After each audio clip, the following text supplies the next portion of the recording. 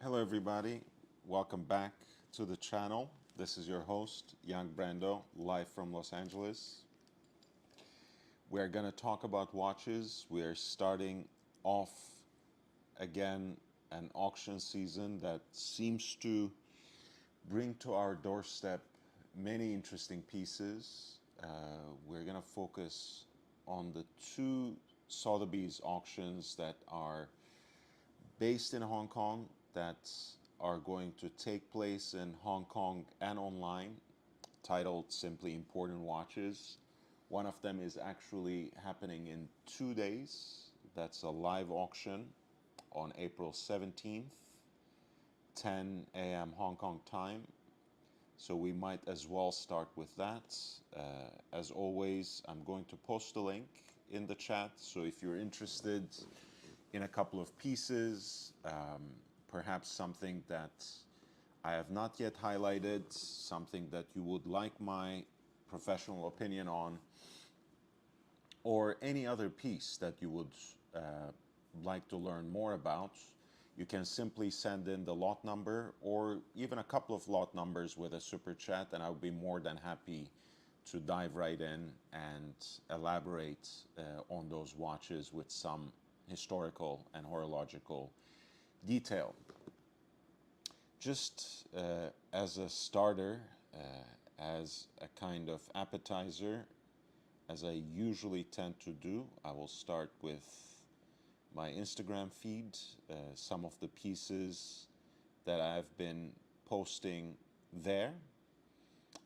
We talked quite a bit about the 8 pieces that I've been able to film and document that are coming up on sale, coming up on public auction in May in Geneva at Christie's from Michael Schumacher's personal collection. So I'm not going to belabor that point, but just keep your eyes peeled because I will publish a video on that, like a self-standing, shorter video where I talk about these pieces by the end of the week. So stay tuned for that. There's some more interesting and enticing details to come then and there. You guys know I'm a Spurs fan, but I was still very excited to see this particular piece on Mikel Arteta's wrist. This is from a previous meeting between the two teams, between the two coaches. Mikel Arteta, of course, is the manager of Arsenal, and that nice bald head belongs to Pep Guardiola, who is, of course, the manager of Manchester City. Arsenal seems to have gotten what they wanted from that matchup, from that meeting. It's ended in a 0-0 draw, but I think the match winner was most certainly the 116710 LN that Mikel Arteta seems to wear on a pretty regular basis.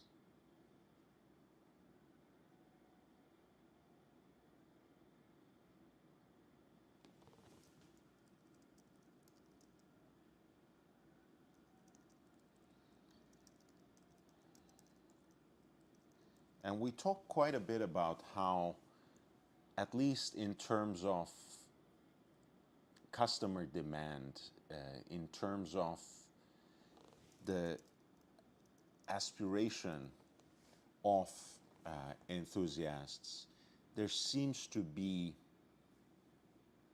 more and more the idea that the GMT Master has eclipsed the Submariner and is kind of like the number 2 Rolex sports watch, number 2 most demanded or most aspirational Rolex professional model. And I think that has in and of itself a lot to do with the introduction of ceramic bezels within that line, And of course, it happened first in the full gold version of this model, but the monochromatic single black ceramic bezel soon was released in 2007 within the GMT Master line, within the GMT Master 2 11671LN, and things have since shifted in this particular way. The course of history has been changed in a way in our little horological world, and I think perhaps the so-called Batman, the release of the Batman, the BL and R, later kind of sealed the deal, and that was in 2013. If you can believe it, already more than a decade ago. It's hard to believe. Of course, 2016 marked the introduction of ceramic bezels for the Daytona as well, and that in and of itself was also a seismic shift, and certainly played some important role in the pre-pandemic hype over watches with the Rolex Daytona getting an even more intensified demand. And of course, soon after, the Patek Philippe Nautilus and Audemars Piguet Royal Oak joining the fun as well. Captain, a member of the channel as well, so nice to see you. It's always a pleasure and a privilege to see you in my audience, to have you in my audience. Even when I don't know, it's a privilege, but it's good to see you writing there as well. Baron Billy Jean says, I love this GMT, best colors combo, would love to see it on a Jubilee. You know, I'm kind of surprised that the all black disappeared. I know maybe it's a little less interesting. I know, especially with the introduction of the Pepsi, first as a white gold model and then a reintroduction, I should say, first as a white gold model and then stainless steel in the GMT Master line, and later the so-called Sprite, the lefty version, the two-tone variations, everything. It's the GMT Master 2's appeal seems to be bound up in this colorful and even showy aesthetic, right? I mean, these pieces, especially on Jubilee bracelets, attract a ton of attention on the wrist. Not that there's anything essentially wrong with that, but there seems to be still some room there for a little more discretion. And that's why I believe very strongly that that two-tone version of the black gray 24-hour bezel, I think, is going to make its comeback on stainless steel, and then it will probably have also a Jubilee variation as well. In fact, by now I don't even doubt it, but then again, I don't have any insider information. I'm just speculating, so don't just take my word and run with it. But I know exactly what BBJ means there.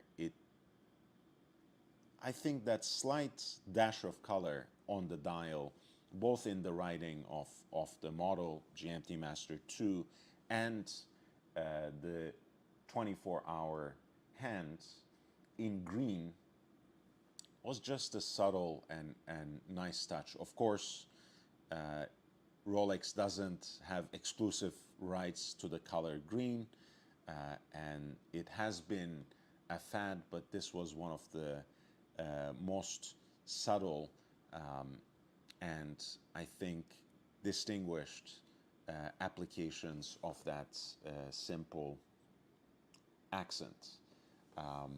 I don't think that would come back, but by now I don't know. It's just my gut feeling. I feel almost sure that tone on tone version of this black bezel, black gray, that for now just exists in two tone is most certainly coming back. If I could choose one GMT, yeah, from the contemporary, it's a very tough choice for me, Captain, because I've never liked the Bleu Rouge. I never liked the Pepsi in its modern iteration, in its Cerachrome guise. So I'll have to go with the new root beer. That would be my choice within the modern line. Let's take a quick look, nevertheless.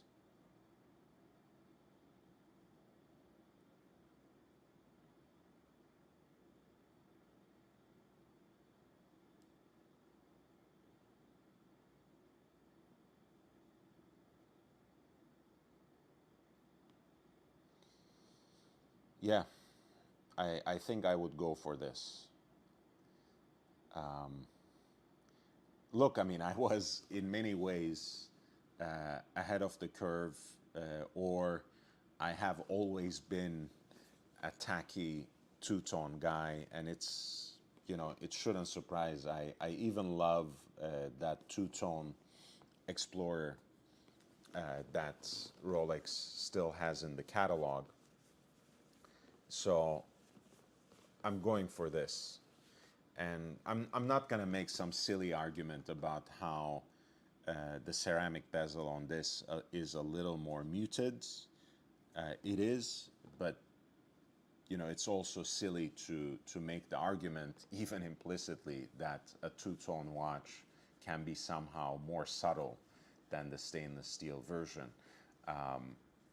But to me, the modern version of the Pepsi bezel, the BLNR, is just too colorful for me.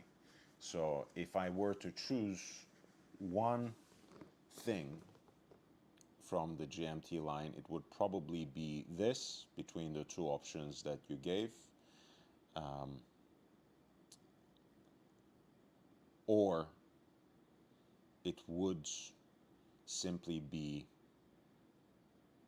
this bad boy right here. If it comes soon enough in stainless steel, right, with this kind of tone-on-tone 24-hour bezel, even better.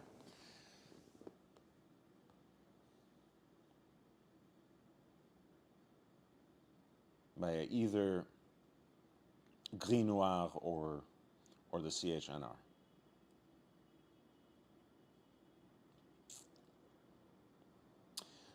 It's nice to see everyone. Please hit the like button again for a small itty bitty channel like mine. It makes a huge difference, so I would really appreciate it. It gives just a little bit more push, gets more eyeballs on the channel, and you guys know the quality always beats quantity, but to attract some additional attention is not too bad, as I discovered on YouTube and Instagram more recently, with a lot of people unabashedly stealing my content. Look, I mean, when I was less known, at least some of my cheap imitators were repurposing the content, you know, trying to add their own spin, you know, do something slightly different. Just like the kids in school who always tried to copy my homework and my projects. But this has gotten out of control, you know. Nowadays, I get messages from the YouTube algorithm almost every other day with someone stealing my shorts outright, with people on Instagram just taking my content and putting it on their accounts without asking me, without getting my permission. But you know, it's all good. Let's just go on. It's, you know, it really just comes with the territory. When you do so much better than people who have so much more reach than you, when you actually have this sort of original content creation, it's almost inevitable. You guys know I like looking at a lot of these media posts from Formula One, from NBA, especially New York Knicks and Madison Square Garden. Please don't get the impression that I actually care about the sport when it comes to basketball. I really don't. There's too much scoring. I'm a, I'm a soccer boy. I'm a football fan. When there's too much going on, too much back and forth, too many points made all the time, I just lose a lot of interest. But it's always fun to see what the big boys are wearing on courtside. And Michael Strain, I don't even know how to pronounce his last name, Strain or Strawn, I don't know. But he is an important guy, of course, a legend in his own sport, and someone who made it to space as well, and with none other than this watch on his wrist. That is a Debitune DB28 kind of blue Z. And here he's posing in that blue origin kit and showing off his watch. I think he took this watch and the Meteorite dial white gold GMT Master 2 with him to that trip. And of course, the blue color scheme of this watch most certainly resonated with that mission statement and mission name of Blue Origin that was offering space flights for travelers. The color scheme and the spherical expression of the moon phase at 6 o'clock being particular highlights. Of course, that is a blued titanium case, which makes the watch extra lightweight, of course, without even getting into that pierced lugs design. The 42.6 millimeter case, for some of us, like, you know, those of us with puny wrists, might register quite large on paper. But especially thanks to Watchbox's traveling exhibition last year, I had the opportunity to try on basically the entire catalog and back catalog of Debitune on the wrist. And those floating lugs with the two hinges at 3 and 9 o'clock, that's not a gimmick, right? It really, really helps the watch sit as closely and as comfortably to the wrist as possible. And the case measurements and diameter, size becomes kind of secondary. And of course, the lightweight case in this particular instance must also help.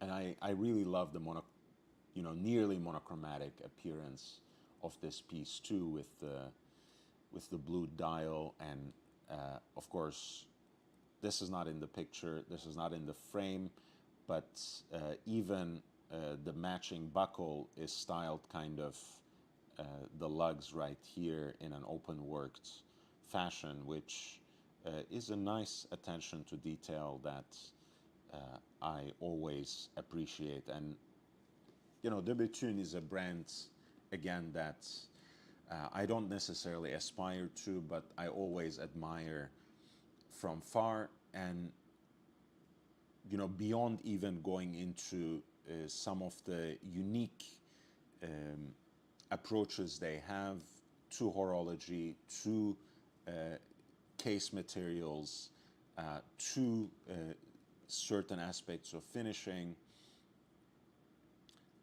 I just like that aesthetic, right? You know, I love that kind of Breguet, kind of science fiction meets high horology, Star Trek meets Breguet kind of aesthetic that they have, and it's something that others, of course, always try to copy, but I think not to the same effects at all, not with the same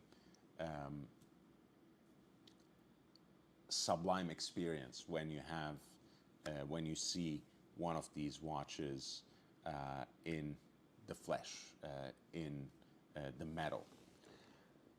So it's nice to see that Michael Strachan wears this watch on a regular basis, and it's not just something that he took with him on a very special trip, but something that accompanies him in his more quotidian daily life as well. Christie's, from that upcoming Geneva auction in uh, May 13 is the exact date, actually had brought along many other watches for a preview to Los Angeles. And this piece was probably my all-time favorite. You guys know what kind of hopeless Royal Oak fanboy I am, and what kind of Jarajanta fan I am. So for me, in every single one of its guises, the Royal Oak always is top of the line, but the most aspirational version of it has to be a perpetual calendar. And I do like these ones that harken back to another era with the 39 millimeter case size and only a 10 millimeter thickness. So more like a jumbo in its dimensions than the more recent iterations of the Royal Oak Perpetual Calendar, which basically by definition come in a 41 millimeter case. You're looking there at the movement that they have just retired, the JLC 920 derived version, caliber 2120/2800. And of course, according to that time period, it has this open worked rotor weight that puts into sharp relief the initials of the two founding families in a Gothic font with further engraved details and aspects that echo with parts of the octagonal bezel, the additional full gold supplemental weight. This is a 25/820.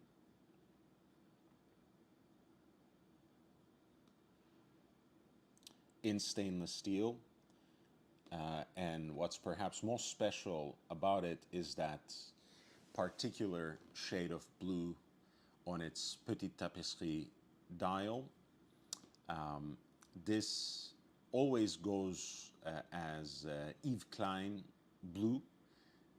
And even though that naming is not ever countenanced or confirmed by AP, I think the inspiration is always there. I did something a little more artistic with this post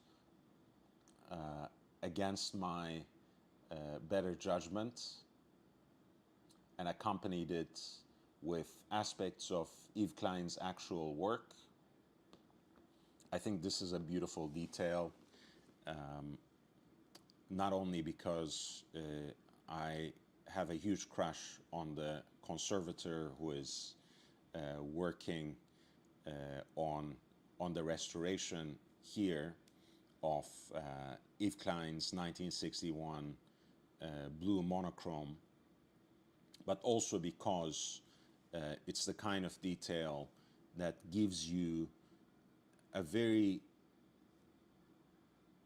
close idea of how the color is really in the perception of texture rather than just in some mixture of paint. And that's why I think this particular shade of blue, even though it's used quite widely, registers more strongly, at least in the horological imagination, in those Royal Oak Petite Tapisserie dials, because precisely those dials have the kind of texture where the electricity, where the vitality, and where the dynamism of that particular hue really jumps out of the dial.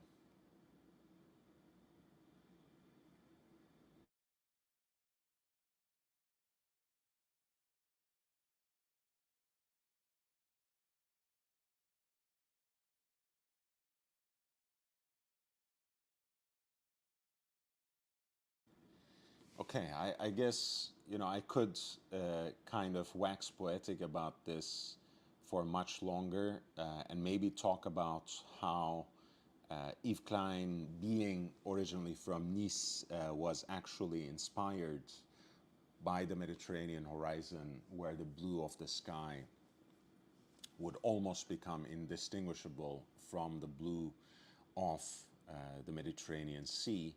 But we can leave that to another day. This is a fantastic piece, of course, with or without that Yves Klein blue dial, very aspirational. But what makes it quite rare is that particular dial. And again, that particular shade of blue uh, has been used on Royal Oak dials writ large, right? I have seen it in dual timepieces, I've seen it in chronographs, I've seen it in time and dates.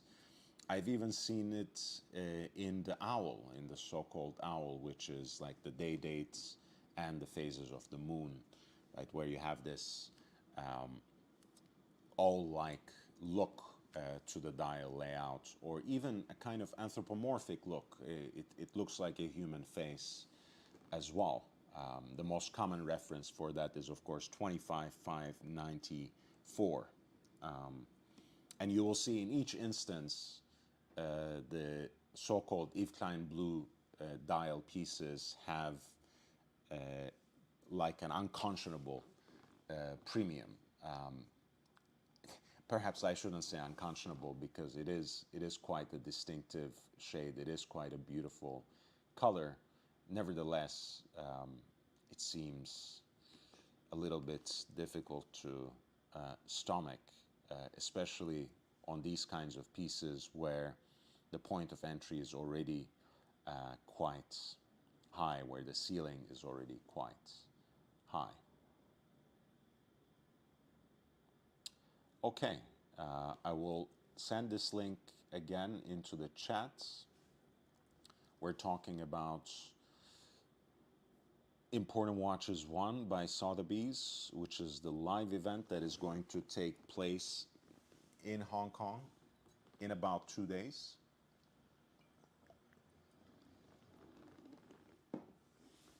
There are a lot of beautiful and unique pieces as well, one of which I highlighted in my thumbnail. But also a lot of the usual suspects too, as you can see, OPs with colorful dials. I'll get to the piece, get to the Voutilainen chronograph that I put in my thumbnail, but I want to start with an entire set, in fact, of the Rolex Daytonas that we can find on the first page and move from there. There are other Rolex pieces that I want to highlight too, but before that, let's focus on the Daytona Beach. Basically, 2128, 2125, 2122, and 2119. I'll start with what is perhaps my favorites, which is the green with the chrysoprase dial, or chrysoprase, sometimes people call it. Here it's named Chalcedony. As you can see, in each instance, when it comes to this early 2000s set of white gold Daytonas, these are semi-precious stone dials, not just lacquered, colorful pieces. You're looking at 116519. So this is a piece that belongs to that first generation of in-house movement-powered Rolex Cosmograph Daytonas, except these were kind of reimagined as a colorful four-piece set that offered a distinct and perhaps also interesting, and you might say as well, a feminine alternative to what was already on offer in stainless steel. The cases are rendered in white gold, as you can already ascertain from as you can already ascertain from the reference number, right? Whenever a Rolex reference number ends in 9, that's white gold. And in each instance, since these belong to the era where they had this leather strap combination for some precious metal offerings, these pieces were matched with lizard straps that echoed with the color of the dial. Here, of course, that is green lizard leather strap. This particular example seems very well preserved. I wouldn't be surprised if it belonged to a collector who barely wore these watches and just stashed them away as an entire set. The presence of this caseback sticker might also attest to that, but the overall sharpness of the case, the legibility of the hallmarks already stand for themselves. And of course, the grand prize is this appearance of the whole set, which not only includes the matching presentation box, matching as in that it's covered with the same lizard skin, but it also has the document holder as well as the bifold leather wallet that uses the same material. So that is as good as it gets, as good as they come. Lot 2122 from Sotheby's Hong Kong Imported Watches, with a pre-auction estimate that is roughly around $38,000 to 64,000 in US dollars. Thankfully, Sotheby's provides a quick conversion here, so we can use that. The official estimate is 300,000 to 500 Hong Kong dollars.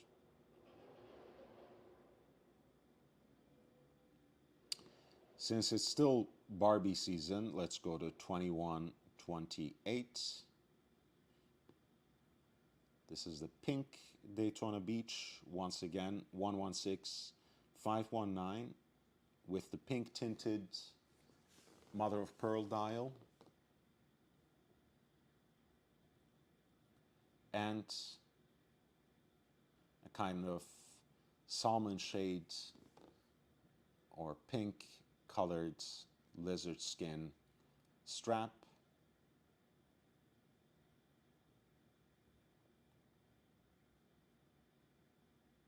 In this case, the watch seems like it's worn perhaps a little more frequently than the Chrysoprase example that we were looking at, than the green dial example that we were just examining of the Daytona Beach.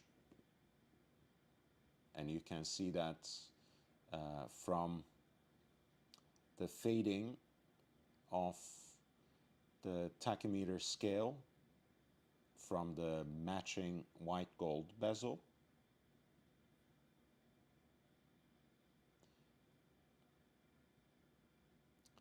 And as you can see, the case back sticker is intact on this example as well, but it has certainly interacted with someone's bodily fluids. It has in fact been worn. That does not take away seemingly from the otherwise fine condition of the case. It's still quite well preserved. And once again, this particular specimen 2 comes practically as a full set 2 with the pink lizard skin presentation box and the bifold leather wallet as well, not to mention the original warranty papers too.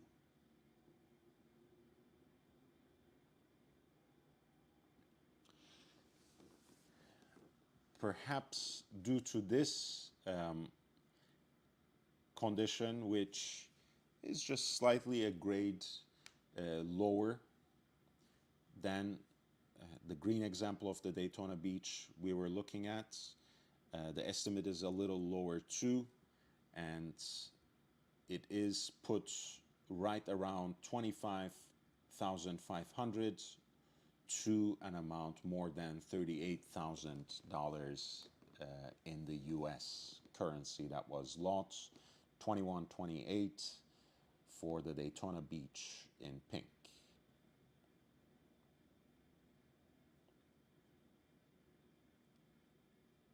The other mother of pearl dial version of the Daytona Beach 116519 is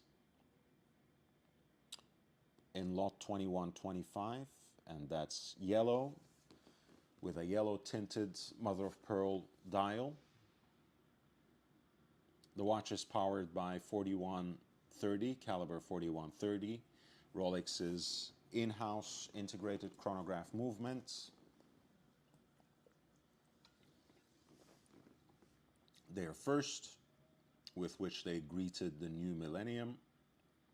And you can see that with the placement of running seconds at 6, of course, but also with the placement of the remaining 2 chronograph registers slightly above the dividing line, the center line of the dial, which of course ails and assails those of us with OCD, but doesn't really take away from the overall beauty of the watch.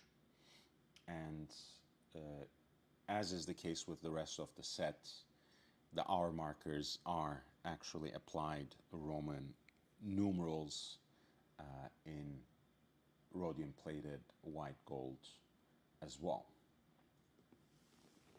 In terms of the condition, this piece, the yellow version of the Daytona Beach, seems to be more like the green rather than the pink.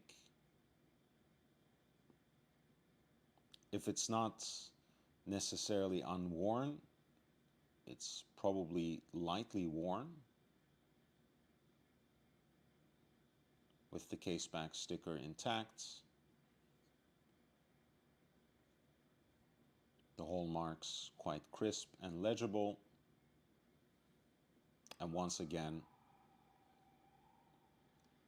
with practically the full set of its accessories. This time it's the bifold leather wallet that's missing, but the card holder, the document holder for the warranty papers is there, as well as the matching yellow lizard skin presentation box. And I really do admire Rolex for going all the way, right? We know Rolex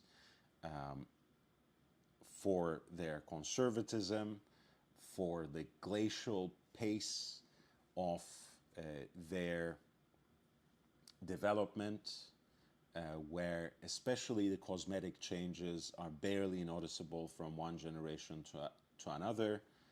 I know they have been stepping out of that shell recently. They have been cracking it. They have been maybe almost breaking through it with some of the more adventurous releases of late. And when they do, they usually go the whole 9 yards. And the Daytona Beach set is certainly an example of that. And in this case, too, the estimate is 25,500 to an amount in excess of 38,000 in US dollars. And as you can see, the green and pink are slightly more popular than the yellow, which usually trades for the least, although still quite well within the set. But the most popular has to be the turquoise dial, the soft blue dial. Once again, it is not a lacquered dial. It is actually a semi-precious stone dial, a piece of turquoise.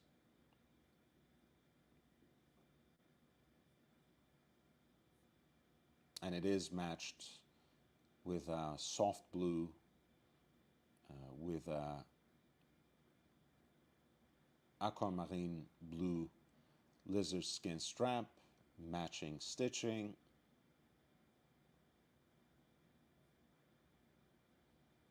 Again, this is a piece that was worn perhaps a little more than that green example. Than that pink. It's a piece that's perhaps a little more worn than the green example, but not as much as the pink.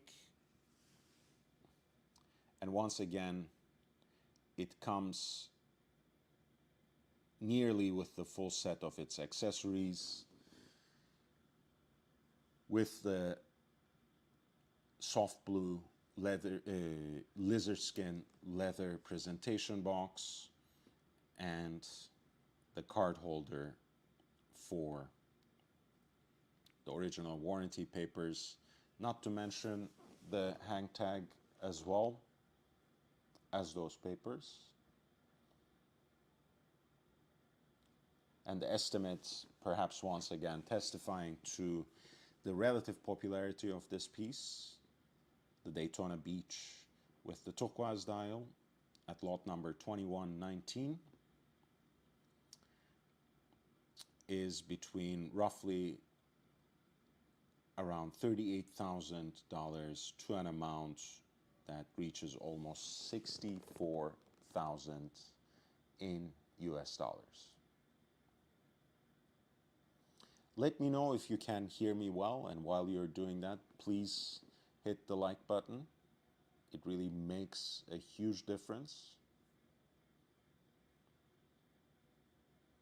And if you have any watch related questions at all, feel free to send in a super chat.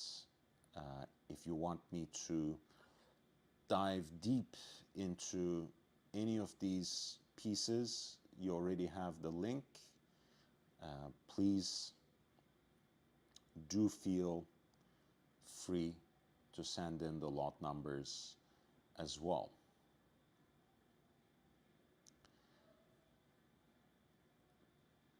This piece has always been one of my absolute favorites.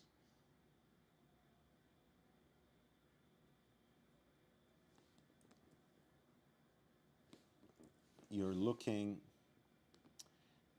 at lots 2114 for a white gold Rolex Submariner that is currently discontinued.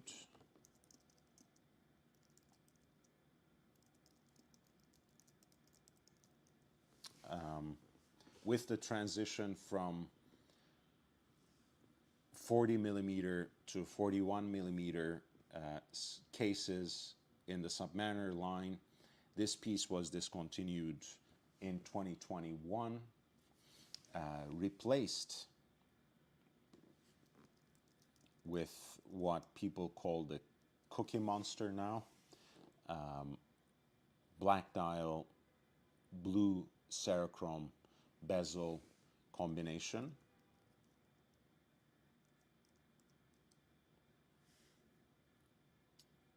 Pretty much the same way that the Hulk disappeared from the stainless steel line, leaving its place to the so-called Shermit or the Starbucks with the green Cerachrome bezel but the black dial. That being said, speaking of the popularity of certain discontinued pieces over others, much like the popularity that the yellow gold Daytona that is called John Mayer has enjoyed over the white gold version with 116508 certainly accruing quite a bit more premium of a premium than the 116509. You might say in the same way 116619 proportionally speaking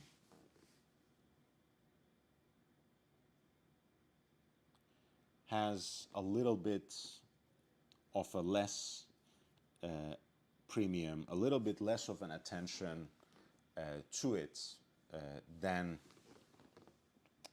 the Hulk, than the 116610 LV.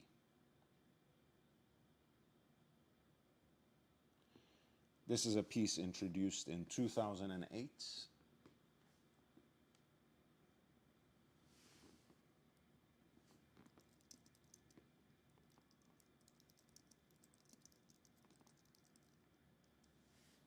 Incidentally, it was one of those first Rolex Submariners that introduced the Cerachrome bezels, that introduced the ceramic bezel inserts over the older aluminum ones, which I'm very fond of.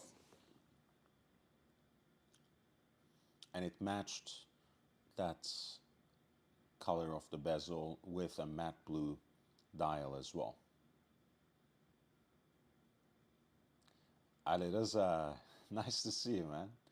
I was looking forward to seeing you. Feel free to jump on. I think I pinned the link, no? If I didn't forget it. If you feel up for it, of course. But I would love to see you. Is Brando going for the blondie cleavage angle look?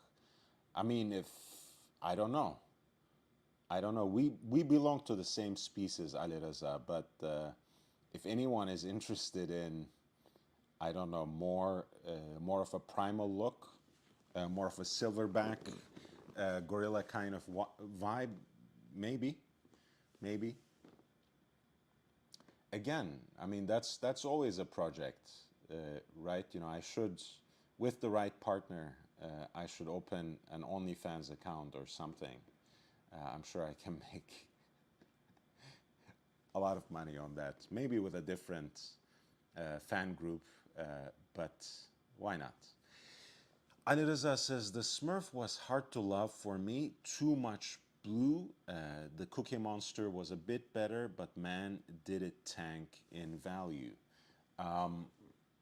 Yeah, I think, you know, at the end of the day, these are kind of lessons in how most precious metal Rolex watches trend over time. And of course, when it comes to Rolex precious metal, the story has been always this, but perhaps the narrative has changed just a little bit of late.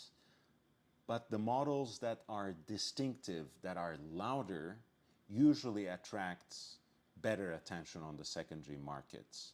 And that makes white gold overall for a sports Rolex just about the worst material on the secondary market, right? White gold is has its own niche. White gold does attract certain kinds of collectors, but it does not have that sort of mainstream appeal for a Rolex sports watch. Because most people think it's a Rolex, it's going to be loud. If I'm going to go for that white metal look, why shouldn't I just go with the stainless steel and use it for everyday wear? That's you know, that just makes sense. And I understand that. So it has to be a pretty special watch. It has to be a very distinctive piece to make sense in the Rolex universe as as a white gold watch. And I think Smurf had that it factor, you know, whereas the so-called Cookie Monster doesn't anymore. I think because just the bezel doesn't really do the trick. So I would say on the secondary market, you know, if it's a head-to-head between the Smurf and the newer version of the white gold Submariner, the so-called Cookie Monster, I would most certainly say go for the Smurf every time. And this example that we are looking at of the 116619 at lots 2114, the piece apparently comes with its presentation box as well as the original warranty papers in an overall decent condition, by the way, certainly not necessarily unworn, but quite well preserved.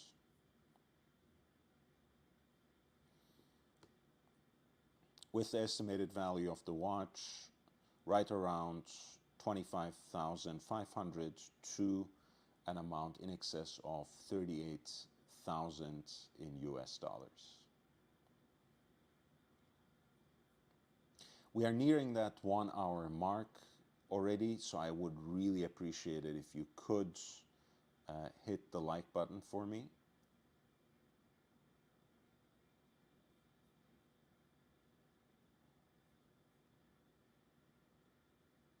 Speaking of things that make sense when they're a little more outrageous, a little more over the top, I guess we would have to take a look at this gold Daytona. And it is a piece that belongs to my favorite generation, the 5-digit set 16528, powered by Rolex's derivation of the Zenith El Primero integrated self-winding chronograph movements for hundreds. So Rolex's caliber 4030. This piece comes in 18 karat yellow gold, mounted on a matching oyster bracelet, and with a very, very special dial. That is a champagne dial set with diamonds in pavé style and with emeralds, exactly 8 of them for its hour markers.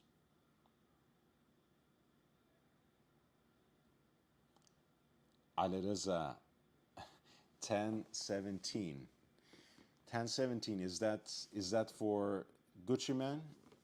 I mean, if it is, I appreciate that super chat even more. I'm approaching dead broke, so this is my contribution to your future Only Lugs account. Thank you so much, Ali. I mean, it's $10.17 more than everything else. So I really appreciate it, and it's always generous, and no amount is too small. I know you support this channel wholeheartedly, and that you have been there for it in so many different ways. So please don't ever think that is in any way unnoticed or forgotten.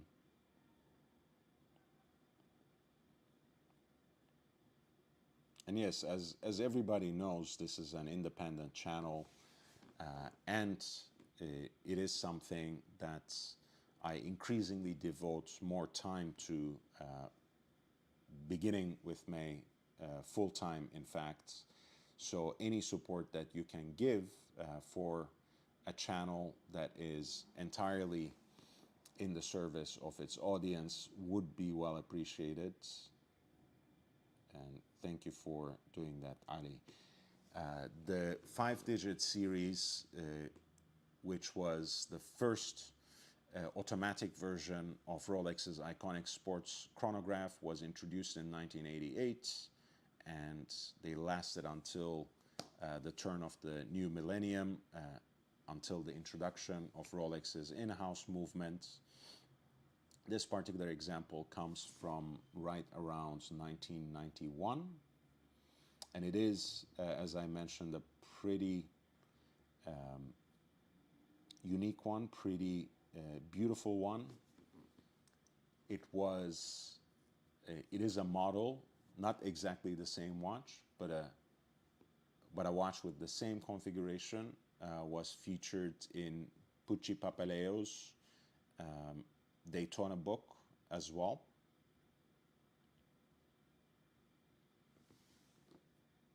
And as you have seen, especially from the back of the case, it is also a very nicely preserved example too. Not unrealistically perfect, but certainly something that's been worn with the kind of care and love that such a piece deserves. This is lot 2116 for a Rolex Cosmograph Daytona reference 16528. 18 karat yellow gold with the matching oyster bracelets, a pavé diamond dial, and emerald hour markers.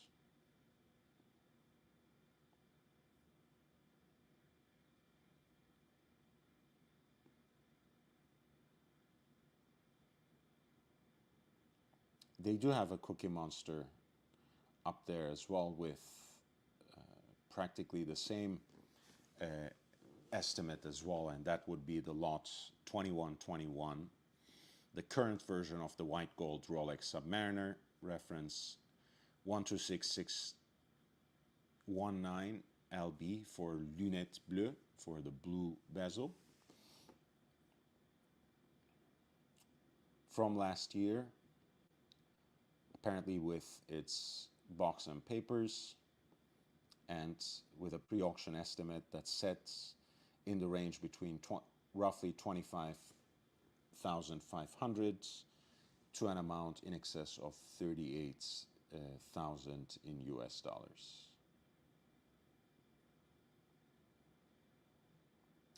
The famous Hulk makes an appearance,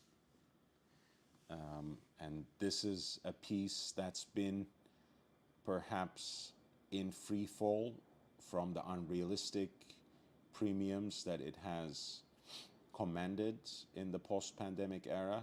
Don't take me wrong, I think it is one of the future classics.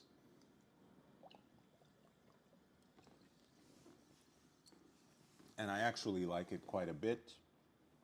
But it was the silly season at a certain point. But this particular example of the Submariner Hulk, the reference 116610 LV for lunette verte with the matching green sunburst dial as well, is set right between almost 18,000 to an amount in excess of 25,500 in US dollars, which reflects the trend. But I think these kinds of pieces, pardon me, have a little bit more to go. The Hulk has been in a downward trend, and I don't think that's going to change anytime soon. I don't expect it to sell, at the same level as its more plain Jane black dial counterpart. Nevertheless, I think it will go down, and it will be even more affordable. And it is exactly the kind of piece you probably don't want to go after in an auction, because you can certainly, with the right kind of patience and with the right kind of investigation, possibly with someone like me or a knowledgeable friend on your side, it is a piece that you can easily find for much cheaper on the secondary market.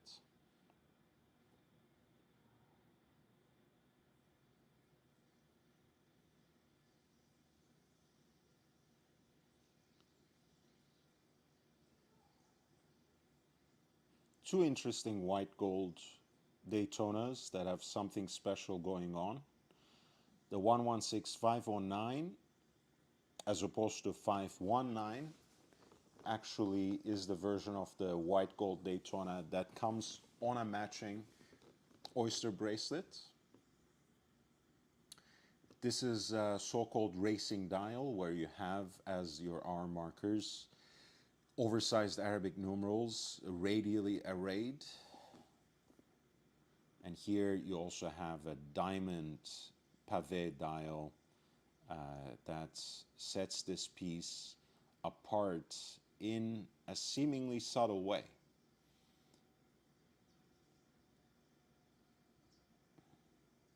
If you hate it, you will probably say this is neither fish nor fowl, because at the end of the day, the racing dial kind of evokes something vaguely related to sports and motorsports specifically, whereas the diamond pavé dial is, of course, a very over-the-top expression of dressy elegance or even extravagance.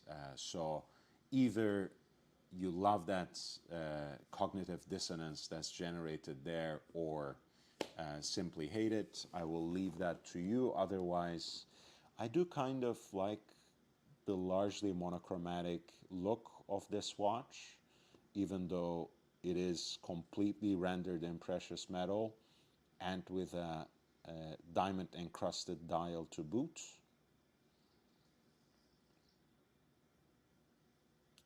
And once again, it's a piece that comes with its box, warranty papers, as well as the instruction manual for the model. The pre-auction estimate is set roughly between 38,000 to 64,000 in US dollars.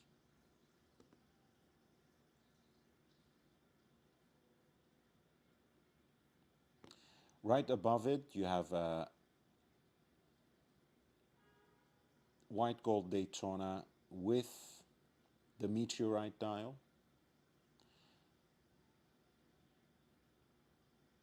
This one also comes with its box and papers from year 2006.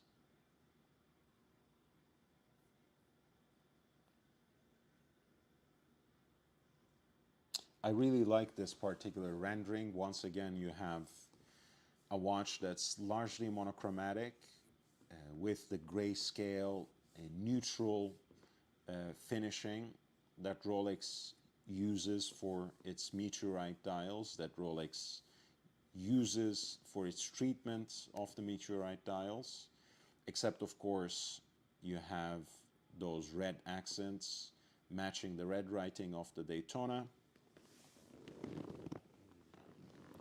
Very much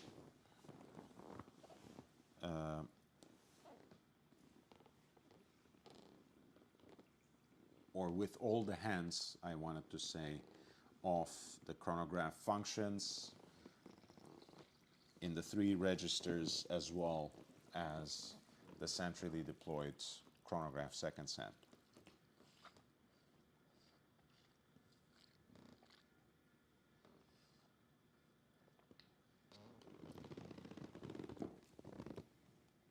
Okay. There's a little bit of a water spill here, which I wanted to cover.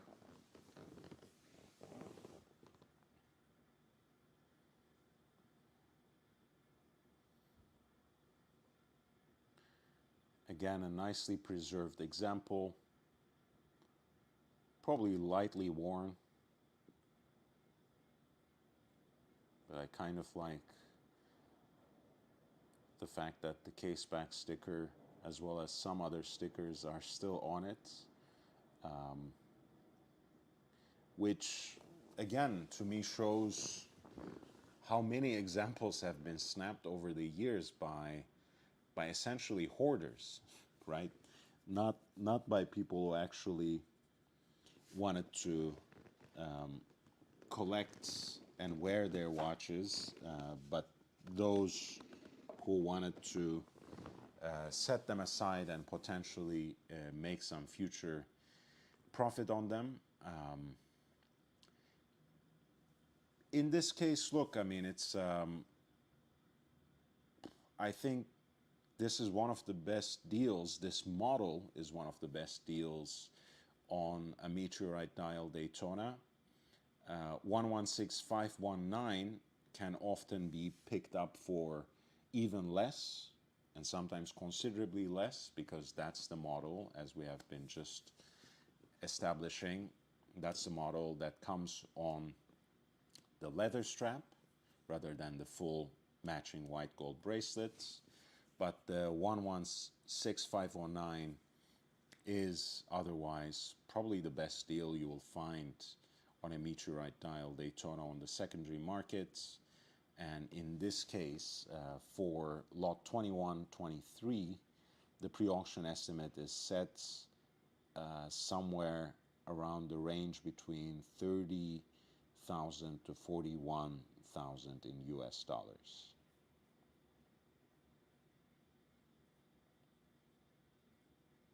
The Whiskey Reaper, the only watch channel I watched today. Amazing, amazing. I like these sorts of sneak disses, so to speak. It's my sense of It's my sense of antagonism. Mostly because I just don't, I'm just not into internet drama, man.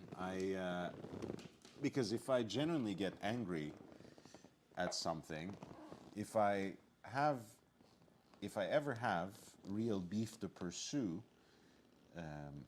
I would rather do that in real life. I'd rather do that face to face. And certainly, you know, there are some people who deserve that. Not that I would be into it, of course. Right? God forbid. I mean, if I say anything like that, I would be threatening people. And that's not nice. That's not gentlemanly. And most importantly, it's against TOS. So I wouldn't be doing that. But, you know, to me, it rings very shallow to, you know, sling shit back and forth online, especially with people whom I know couldn't even, you know, string two sentences together or open their mouth against someone like me, in front of someone like me in real life. It just seems like a colossal waste of time. There are a few very interesting and beautiful ultra slim platinum versions of Cartier classics on this first page, on these first series of lots too, and I want to bring them to your attention as well. This is a platinum Tank Louis with a guilloche dial in salmon pink. Since this comes from a limited edition run that is made to commemorate the founder of the brand, Louis Cartier, or Louis-François Cartier, one of 70, and apparently this particular version of the reference 1601 happens to be the number one as well. What a beautiful dial, though. I'm not sure if I feel that much Louis Cartier spelled out on the dial. I'm not too hot on that.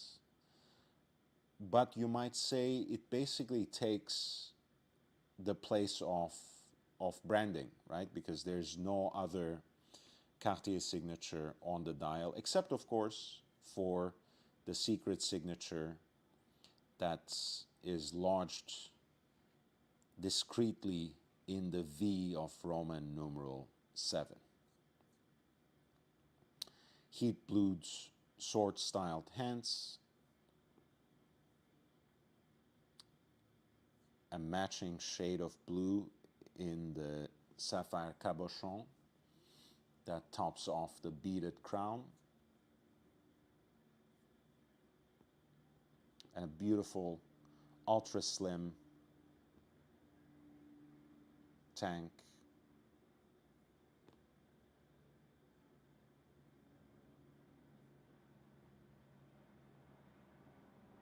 number one of a 70-piece limited edition to commemorate the founder of the brand, produced in year 1997.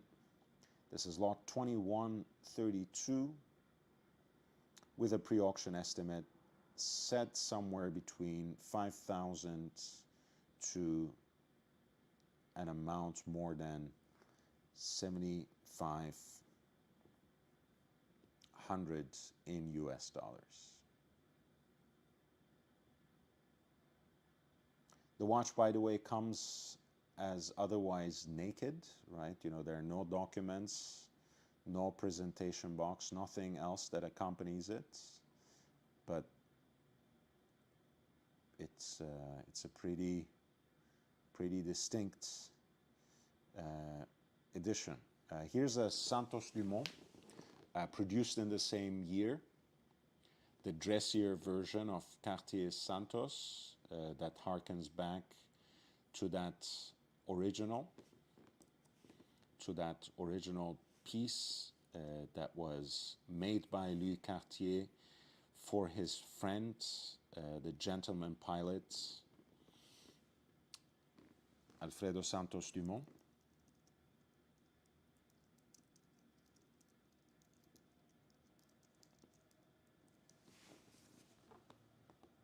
In 1904, ostensibly the first men's watch made to be worn on the wrist,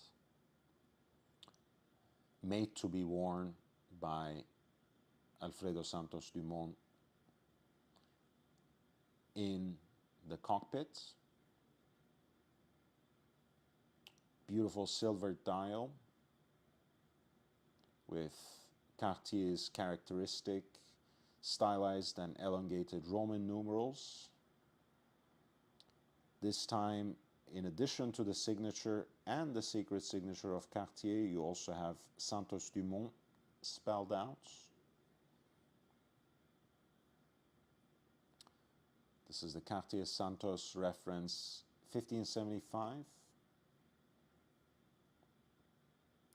Number 22 of a 50-piece limited edition. I think it's an onyx cabochon in this instance. Let me see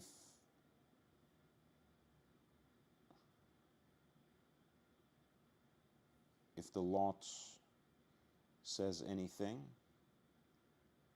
about it, if the lot essay says anything.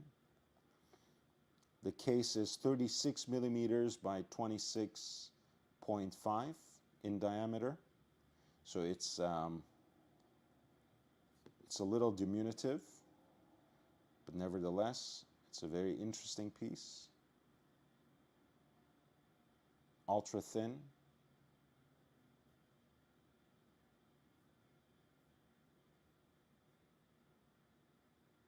And the estimate is set in the same range as the Platinum limited edition tank that we were looking at, somewhere around 5,000 to an amount in excess of 7,600 in US dollars.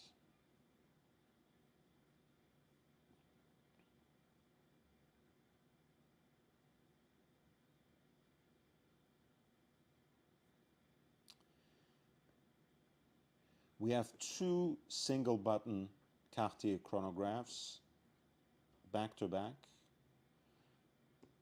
The white gold versions usually get a little bit more of a premium, especially if they are that particular version which has blue accents and a single oversized Roman numeral in the dial. But the reference 2714 is quite desirable in its own way.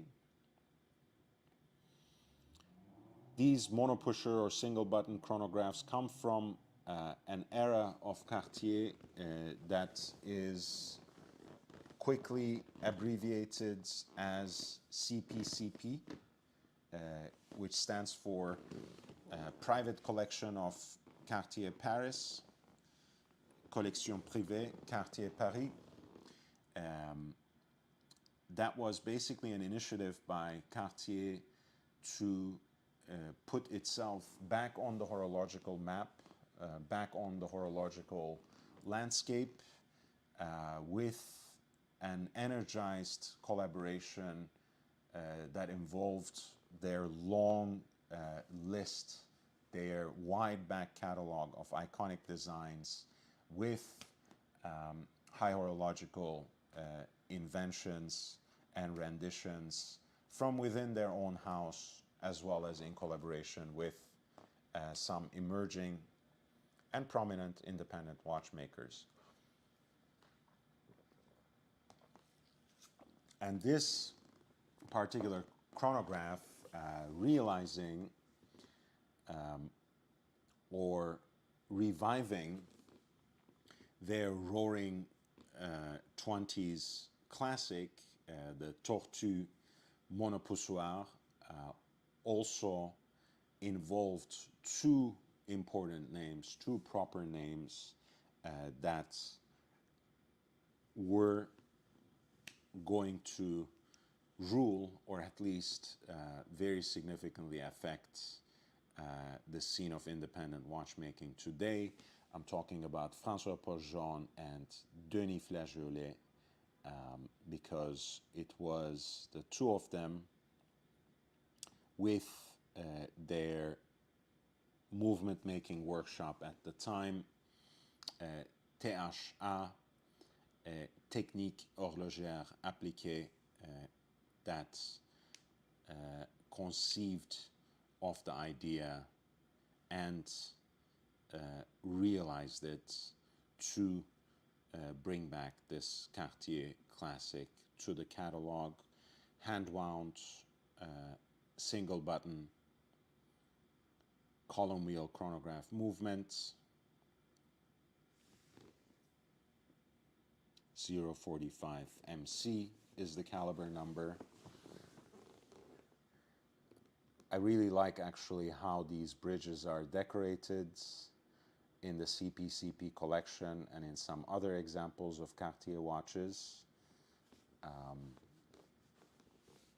I love seeing it in Hermès too, by the way, incidentally, right? When they just plaster their logo over all the bridges. Here it is the double wishbone Cartier logo with which the chronograph bridges are emblazoned.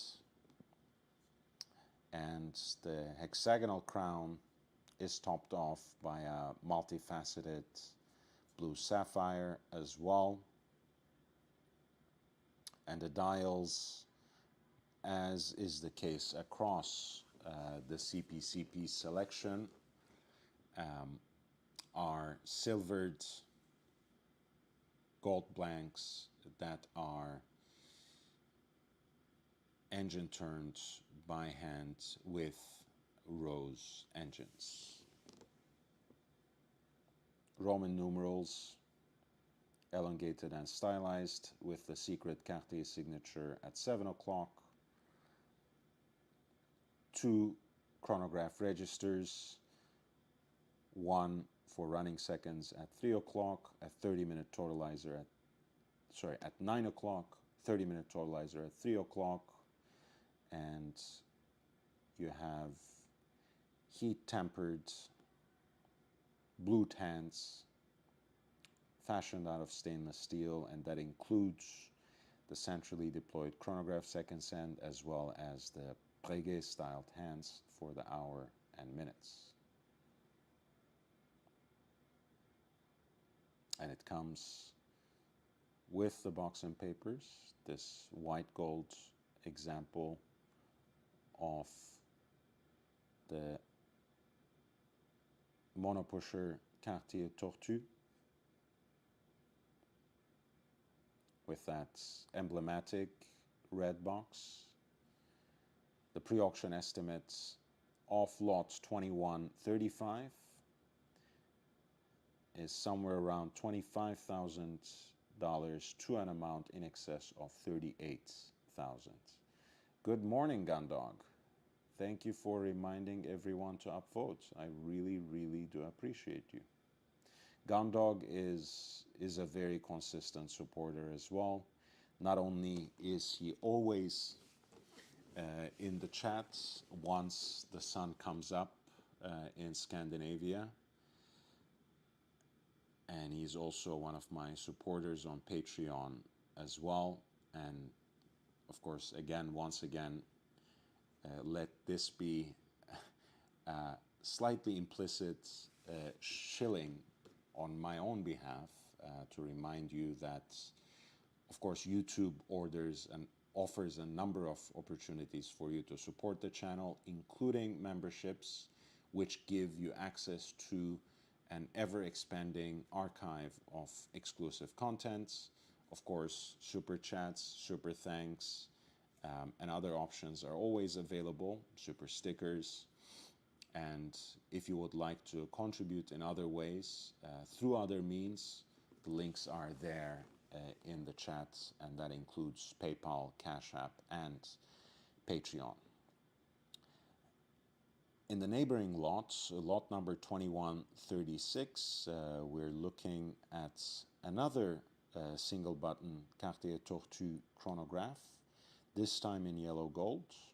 This is the in pink gold. This is the reference 2661.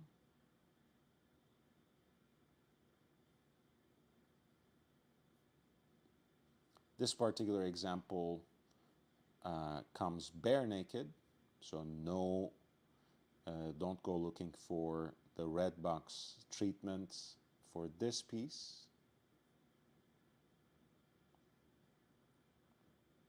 That porthole style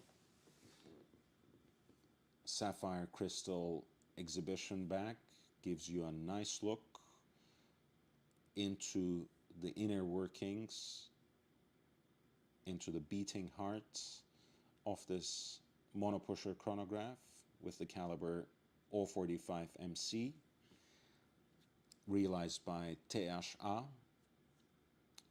conceived by François Pauljean and Denis Flageolet.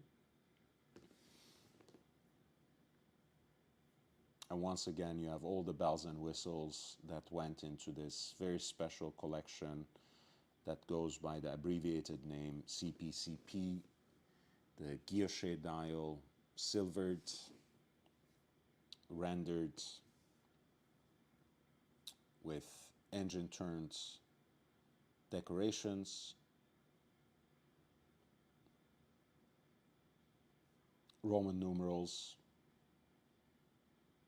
heat blued stainless steel hands, and the hexagonal crown topped off by a multifaceted blue sapphire. This is the pink gold version of Cartier's Tortue Monopoussoir from Collection Privée Cartier Paris, reference 2661.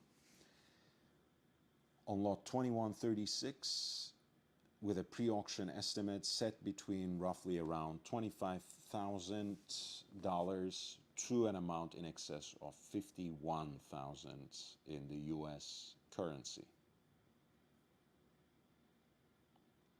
Dexterious, thank you so much. Thank you so much. I really appreciate you. $10 Canadian. Hey, YB. What is the greatest decade for Rolex? And maybe your favorite example.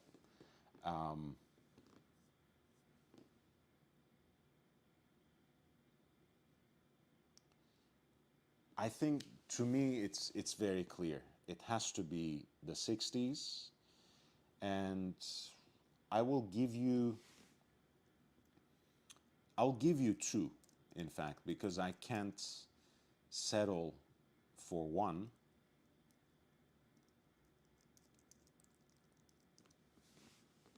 Late 60s has to be it for me, because this is, of course, the design codes and the aesthetic for my favorite model, Submariner, is already set in place in the early to mid 50s, but I think it really comes into its own in the 60s and in the late 60s with the 5513, which technically speaking is the lesser model next to the 5512, right? Because that was the chronometer certified version. For me, the reason I prefer the 5513 is because it has that perfect balance. Of course, you already have the no date Submariner look, which has the uninterrupted dial, perfectly balanced in and of its own right. But you only have two lines of writing at 6 o'clock, which I think is the perfect counterweight to the brand signature up top. I think for For a model that I don't have, I have the 5513. It is, for me, the most important example in my collection, and it will always be because of personal and sentimental reasons as well. But in an ideal world, I would love to have Daytona from from the same time period. Right? I would really, really like that. A 6239 would be nice. You know, again, great late 60s piece. I'm not, am I asking for too much? It doesn't have to be an exotic dial, although why not? But for me,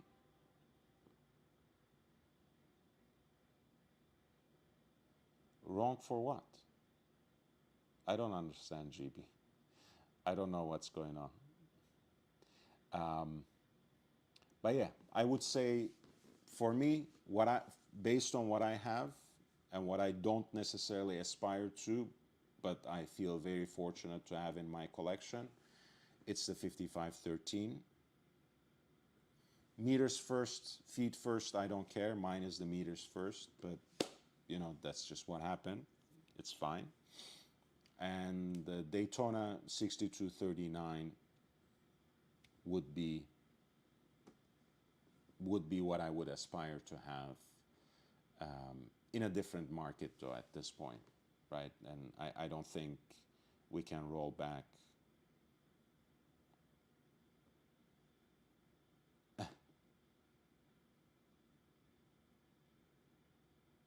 Okay, all right. I don't know what that means, honestly. I've never not said my honest opinion on this channel. The whole purpose of this channel, beyond, of course, making money, is expressing my personal opinion. That's the only reason I have my own channel. So I don't know why I would not say my personal opinion. I don't know. Maybe are you ingesting certain substances, GB? Are you drinking? I don't know. Or alternatively, do you have some sort of access to what goes on between or inside my thick skull? I think it would be very hard to penetrate, but maybe you have a kind of insight that I don't myself possess. Speaking of special Cartier pieces, and also speaking my mind, this is a piece that I will never understand. This is a piece that I can never bring myself to like. I've never understood the hype around it. It's just an ugly, misshapen thing. But, you know, sometimes people jump on the hype train. I don't know if it is because it appeared on the wrists of some very influential people, some very well-respected collectors, as well as some big-time mainstream celebrities as well.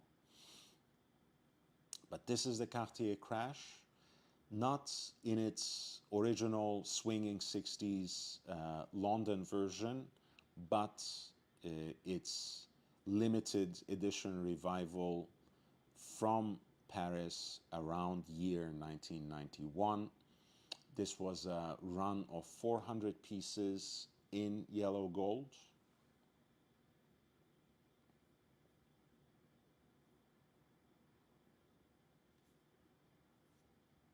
As you can see, it has those misshapen, distorted version of Cartier's signature Roman numerals with the secret signature at 7 o'clock intact.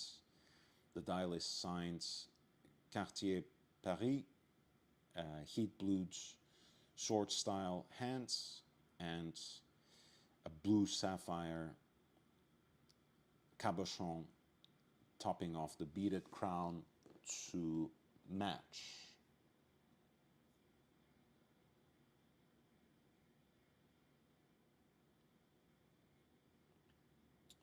The yellow gold watch that is now more than 30 years old, in fact, about 33 years old by now, has acquired a little bit of a warm patina, especially right around the crown, where it has probably seen most of its human interaction, and a little bit of a moisture effect too.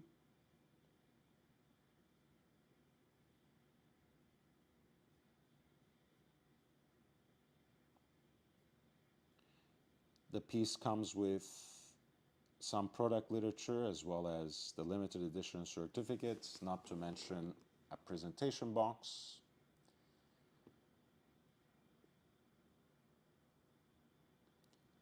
This is lots 2138,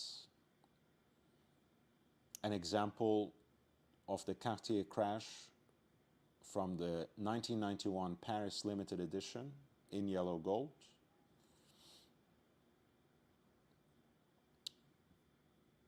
The pre-auction estimate is set somewhere between $83,000 to an amount in excess of 121,000 in US dollars.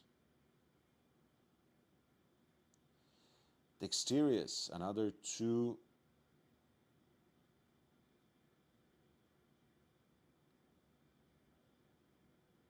Canadian, thank you so much, as a member of the channel. 6239 reverse panda. Let's bring that up.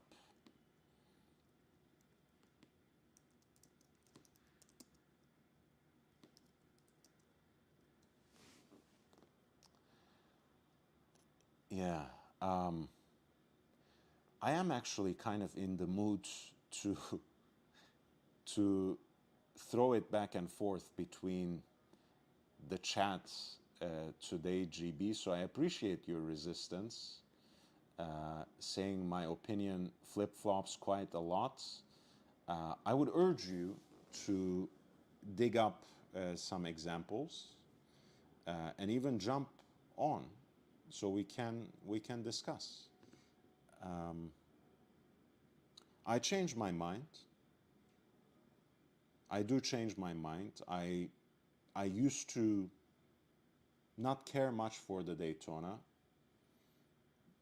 but what can I say? It has grown on me. But if you're implying in any way that I have never said that the 5513 was my all-time favorite, I don't know. I don't know how you can find evidence of that. That's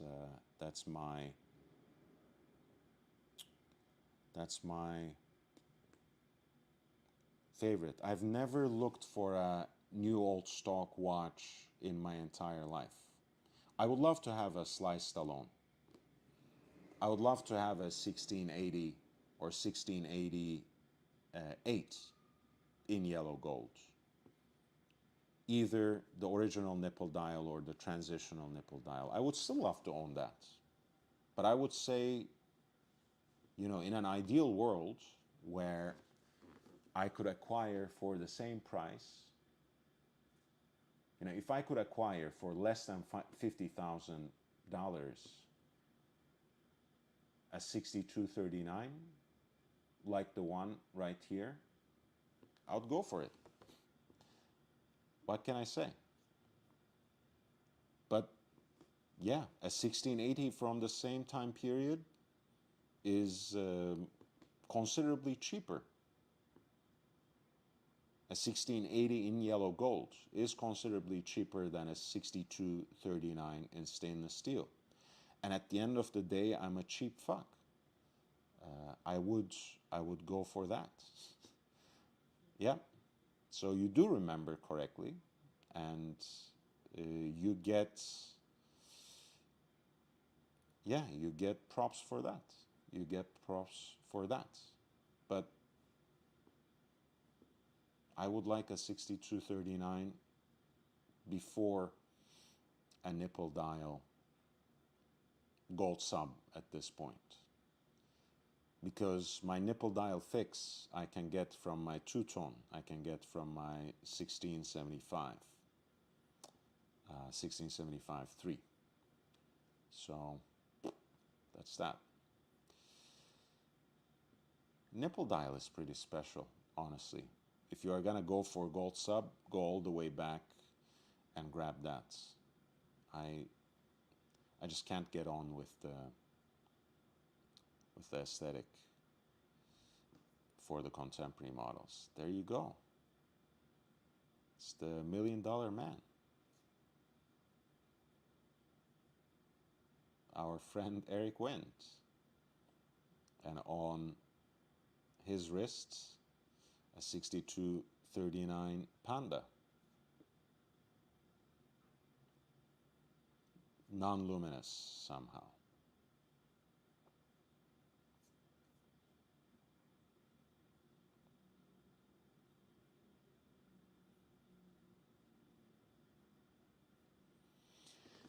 We were looking at the Sotheby's Important Watches auction that's going to take place as a live event in about 2 days in Hong Kong. I have provided the link in the chat.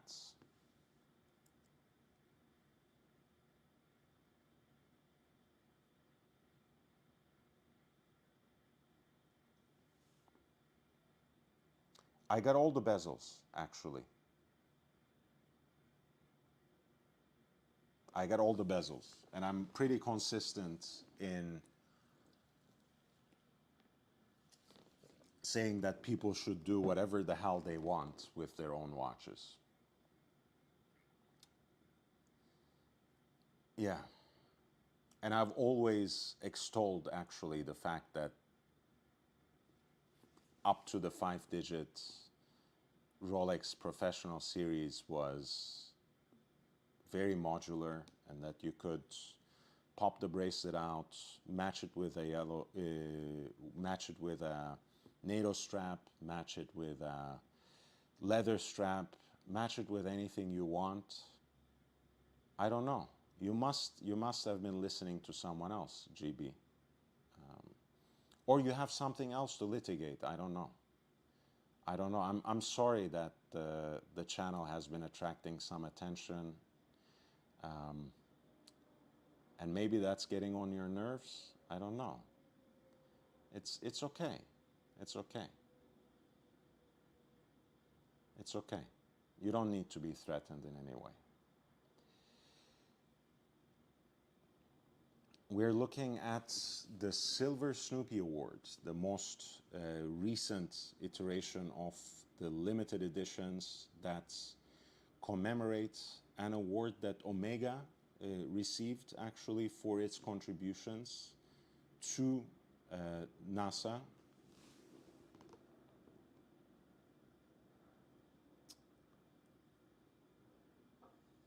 Of course, this has itself become a contentious topic now since Swatch's introduction of those collaborations.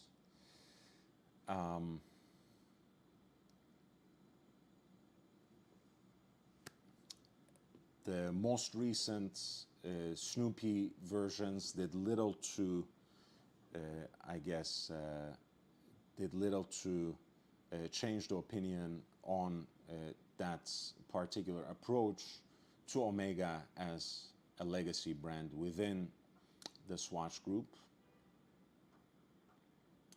But taken on its own, again, this was one of the hot watches, one of the hottest Omegas, in fact, in the post-pandemic period. Everyone was trying to get it through the official channels, through authorized dealers, and the pieces were at one point in time commanding quite a bit of a premium on the secondary market. This is no longer quite the case. Not to say that you can necessarily get this immediately from authorized dealers, but the kind of premium these pieces commanded has declined quite sharply. Perhaps that is something that we can look into in a future live stream.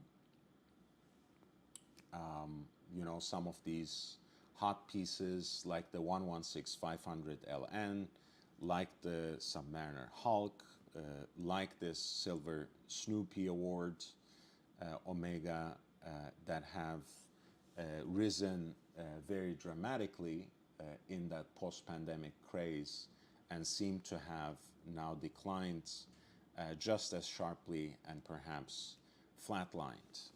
But that has to be a more extensive discussion and coverage that we will undertake perhaps in another live stream. This piece is powered rather, by the most recent iteration of Omega's hand-wound movement, caliber 3861. Has the 42 millimeter Speedmaster Professional case, of course, just enough of a touch of blue on the dial for that contrast with the silvered background, and that is heightened or matched rather with a hybrid strap, a fabric leather strap in blue as well. It is rendered in stainless steel, and there is kind of an animation on the back that gets activated when you engage the chronograph, which involves small rockets carrying Snoopy that glides over the Earth at the 14th second mark in the counterclockwise direction.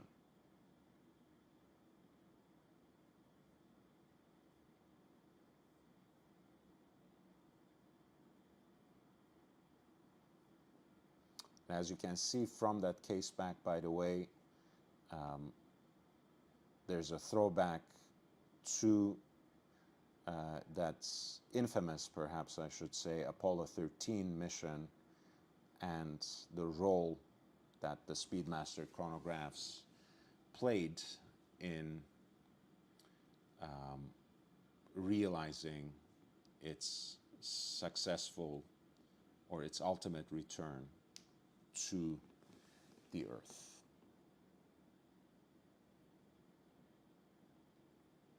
This is lot 2142 for the Omega Speedmaster Silver Snoopy Award, an example from 2022 with an estimated value somewhere in the range between 10,000 to an amount in excess of $15,000.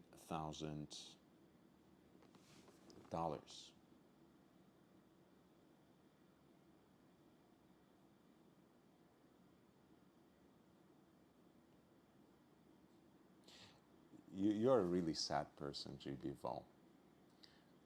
Again, you know, I don't know what has caused the chip on your shoulder, but I'm not too fussed about it, so you can continue having fun in your own way in the chat. It's nice. You know, it's nice. Everyone should have a platform for expression. We talked about Denis Flageolet a little bit, so here is De Bethune piece that puts in a place of prominence their trademark spherical expression of the moon phase. Otherwise, I think this is actually a very minimalist piece, kind of playing again with that aesthetic science fiction meets high horology, Breguet meets Star Trek with those skeletonized, futuristic version of the apple-shaped hands that are associated with Breguet's house style. A guilloche dial with Roman numerals in matching shades of blue that coordinate with the hands, but also the starry sky that forms the backdrop of that spherical moon phase.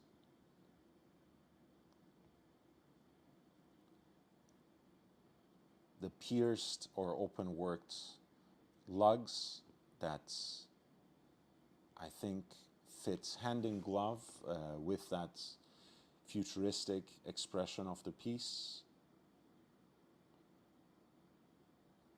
This is a pink gold example of the DB25. Here's a look at the exhibition case back, which has that leaf shape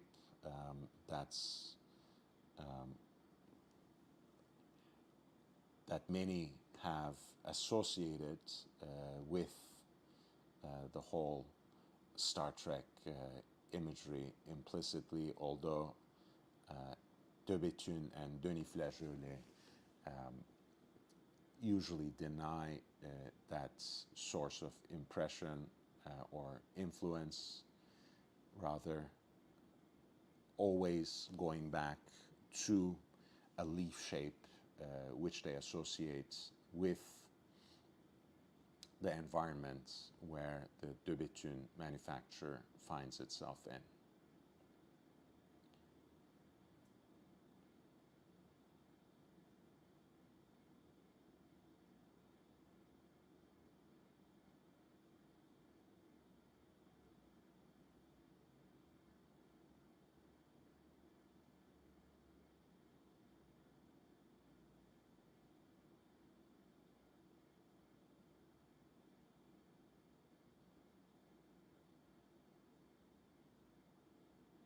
Incidentally, the hands are flame blued stainless steel, and so is one half of that sphere, of which the other half is in palladium.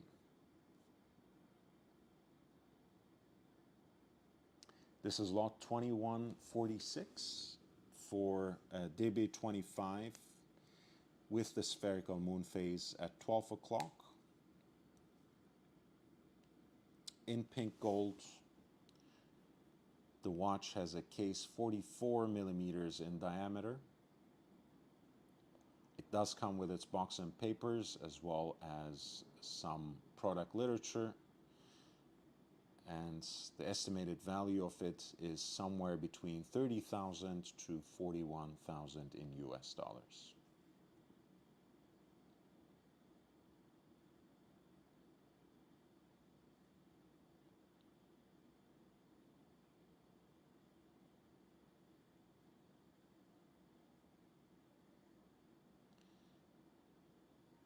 I do want to take a look at some of the other De Bethune pieces, as well as the Anderson Genève World Time watches on the second page. But without further ado, I mean, not to mention the amazing Vacheron Constantin pieces, the Mercators and kind of the Grand Complication as well. But I should probably bring into your attention what I already have in my thumbnail, which is the lot 2156.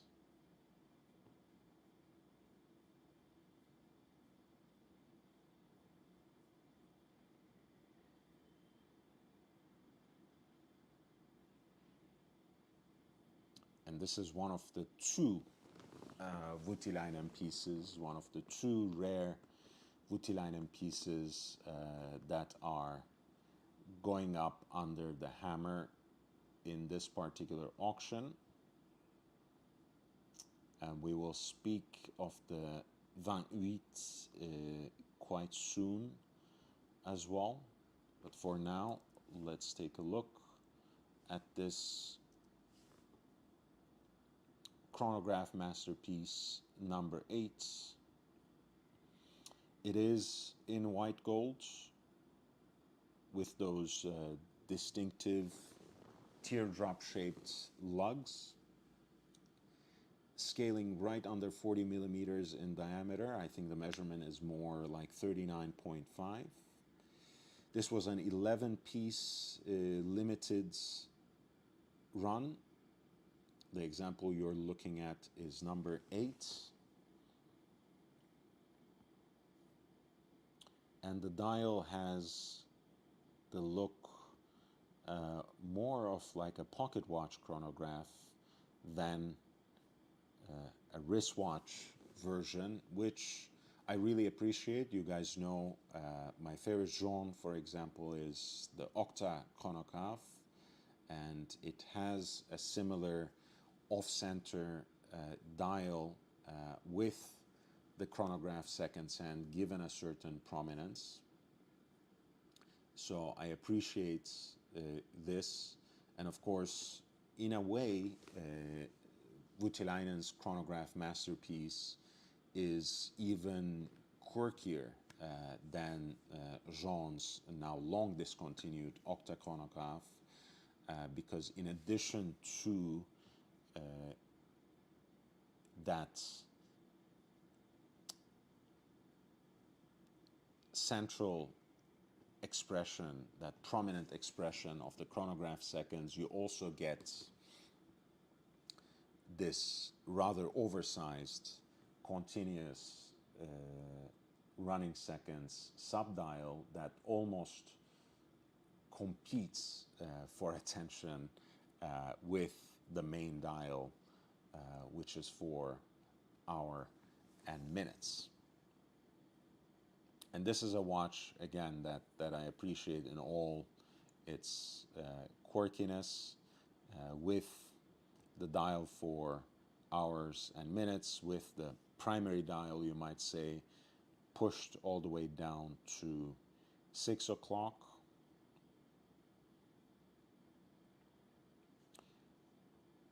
The dial is rather austere for a Voutilainen watch, even though all of the 3 subdials here are distinctly patterns with Clou de Paris, the hobnail decoration.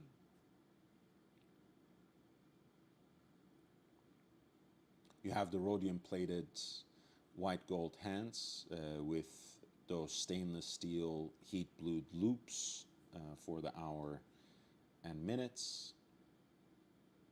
And that combination of tones of silver and blue are echoed throughout the dial and even the watch, you might say, with a sapphire cabochon topping off the crown as well.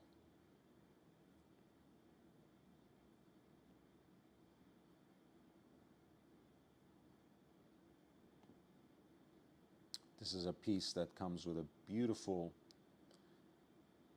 wooden presentation box.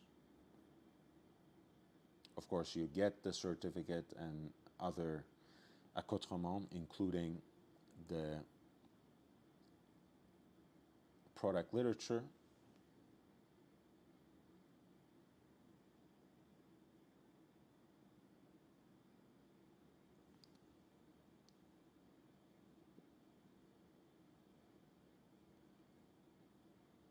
And here's, again, a more specific look at the movements.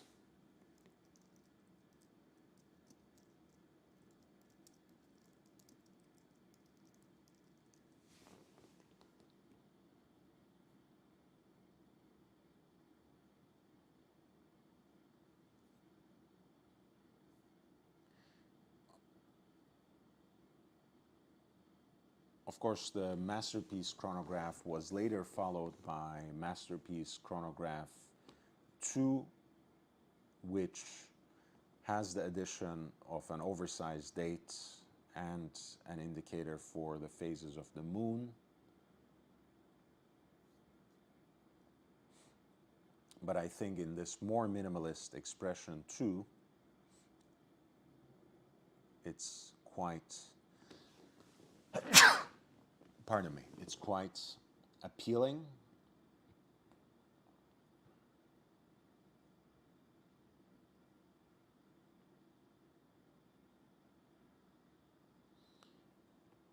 And the finishing of the movements too, with this sort of gilt and frosted approach, in a way reflects that austere aesthetics that also guide the layout and decoration of the dial, which again matches the case material, being in gold, silvered, and engine turned by hand. This is lot 2156 for a Voutilainen chronograph masterpiece, number 8 out of the 11-piece limited run. White gold scaling right under 40 millimeters, 39.5, with the pre-auction estimates ranging somewhere between 108,000 to an amount in excess of 153,000 in US dollars.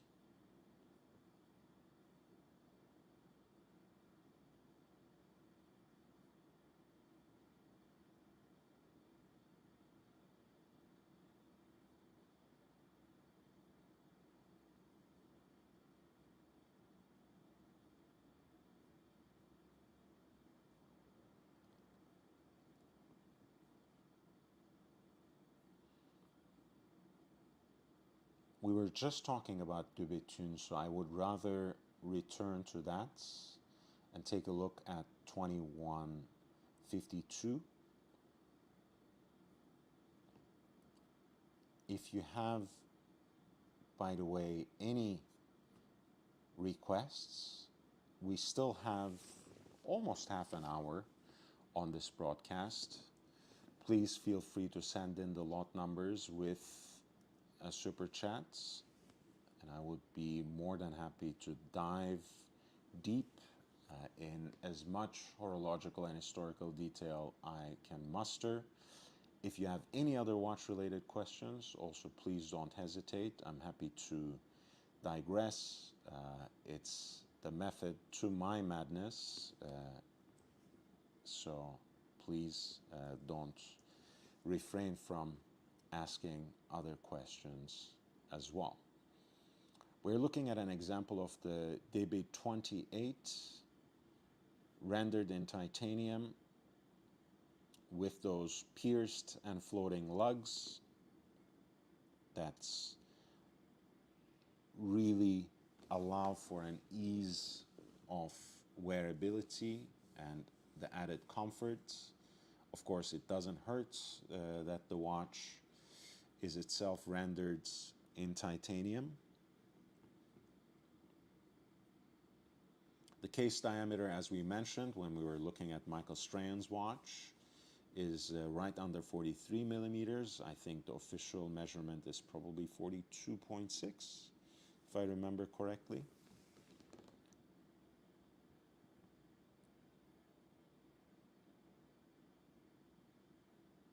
You have in the DB28 an open work dial that here has a kind of blackened finish, which perhaps coordinates even more consistently, even more holistically with the broader aesthetic terms of this watch, with the larger aesthetic codes of the brand even.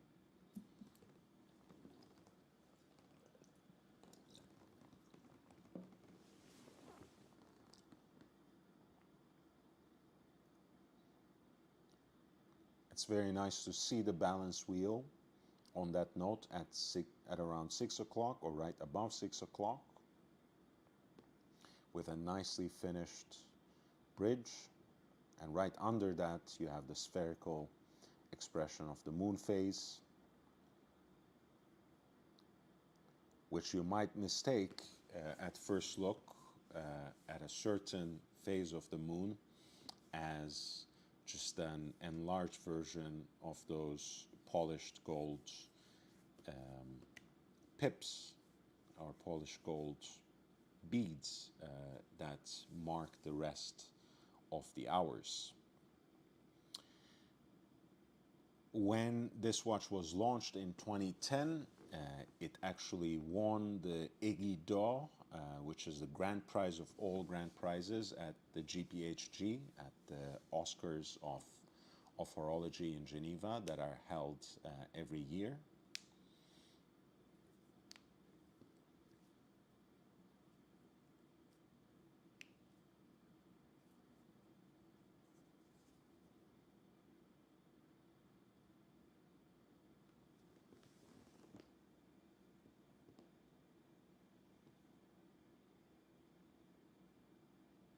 There's a performance indicator here between 2 and 3 o'clock, and a rather discrete expression or indication of the power reserve on the case back as well. This particular example was apparently the number one, as you can see on this inscription on the case back. Oh, how are you doing, my man? So nice to see you, man. I barely see you and barely get to talk to you, so this is appreciated, and it comes in the official currency of the channel. 6 shekels. Super chat for my brother from the land of milk and honey. Man, you know, I joke around it and say I'm vegan because I don't have a problem digesting anything. So I have to create some problems around my eating just to be properly Jewish. But it just struck me that I can have neither milk nor honey as a vegan. So perhaps I should reconsider my dietary choices, um, and let this serve as a message to me. I appreciate you this.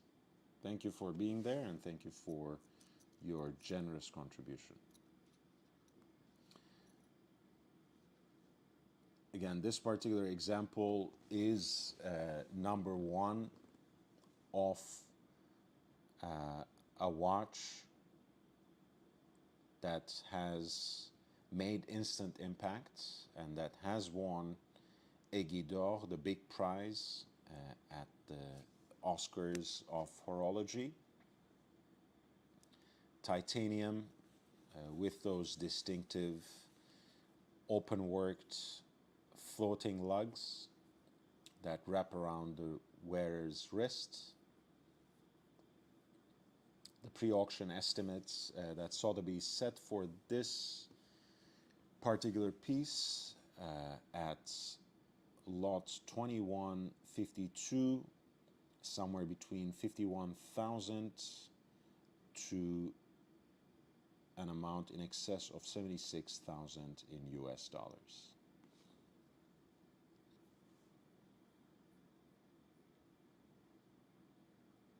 I actually really like that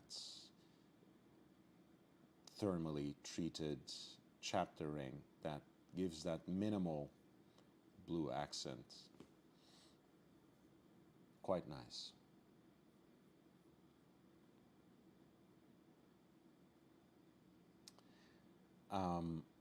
Anderson Genève today, of course, is first of all known for being the creation, being the namesake of one of the earliest proponents of independent watchmaking, one of the names that has always been on the vanguard of independent watchmaking. But it is also known, Anders and Genève, for their exquisite world time pieces, for their beautiful world time watches that have rather artisanal Clausenet guilloche dials that outdo, that out Patek Philippe, which has, of course, been historically bound to the world time complication, especially since they transferred it to the world of wristwatches with the help of Louis Cotier in 1939. Anders and Genève itself has a long history of making world time watches. It's not new to them at all. They have, in fact, I believe the first Anders and Genève piece that was made in 1980 was a world time watch that was very much styled like the original Patek Philippe world time, the 1415 HU. I don't know why I'm blanking out on the name, but it had a pretty specific name for that piece.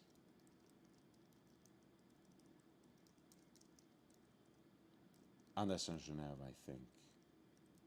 I mean, had a pretty distinctive. I think it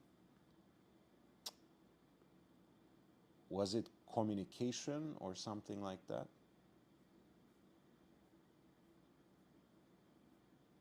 I think.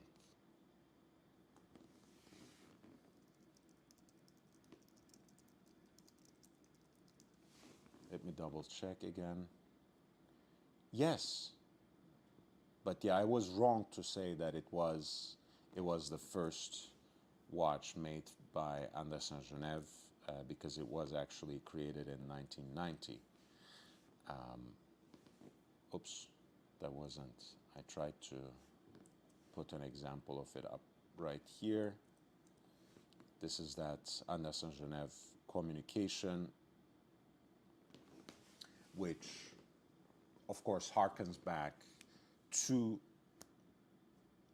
the 1415 HU, that classic wristwatch world timer that was first introduced in 1939 by Patek Philippe with a rotating outer bezel for the city's ring in this case, whereas the 1992 version already harkens, already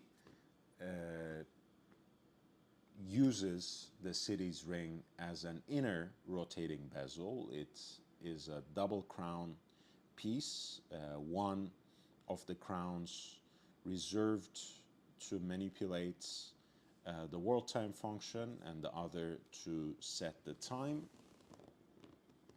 And with its release date, it actually commemorates the quincentennial dates of Columbus's stepping on these shores.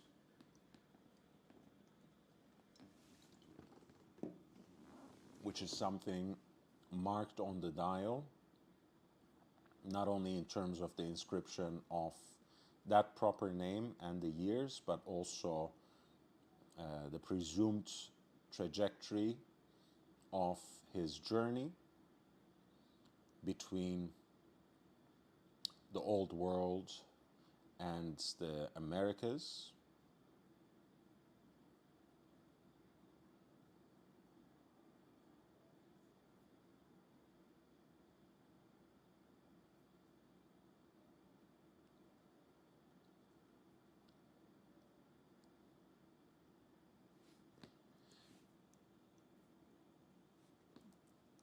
This particular example, by the way, is in yellow gold,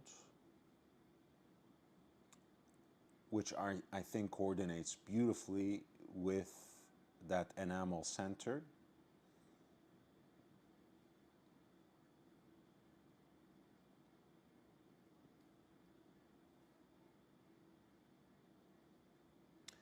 The watch is very diminutive, by the way, 35 millimeters in diameter, so wears very much like a classic dress watch, with the vintage charm of the piece obviously enhanced by the patination of the yellow gold case.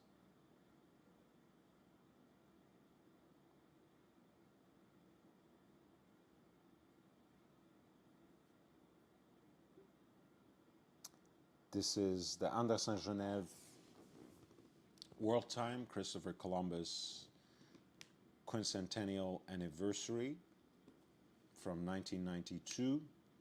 A limited run of 500 pieces. This is, I think, number 82.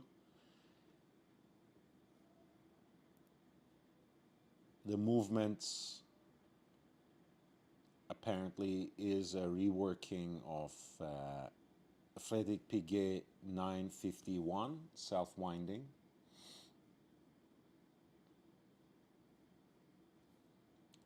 The case back is actually quite beautifully decorated too, which I might just prefer to an exhibition case back on this particular movement.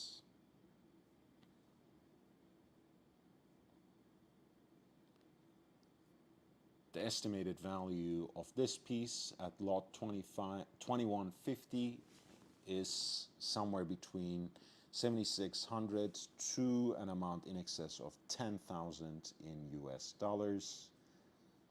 In the next lot, there is a white gold version with an enamel dial that coordinates with that color scheme. Again, a beautiful, traditionally proportioned 35 millimeter case with a stepped bezel, the double crown, one for the world time function, one for setting the time.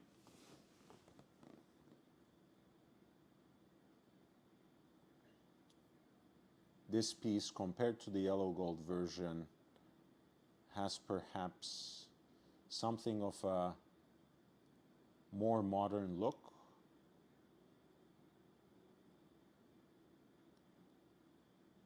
It is in I think I said it's in white gold. It is actually in platinum.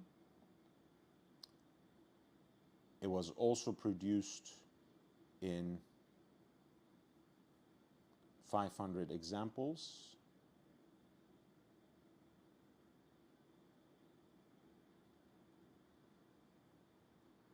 Has that beautiful guilloche decorated relief on the back. And I have to say, this piece is in much better shape, a much crisper shape than the yellow gold example we were looking at. And you can see in that, on the outside of that upper left lug, the hallmarks for this platinum timepiece.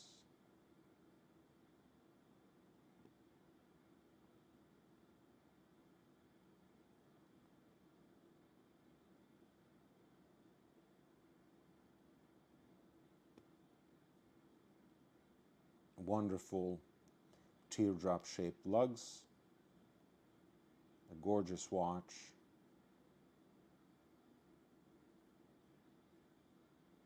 Both of these pieces, by the way,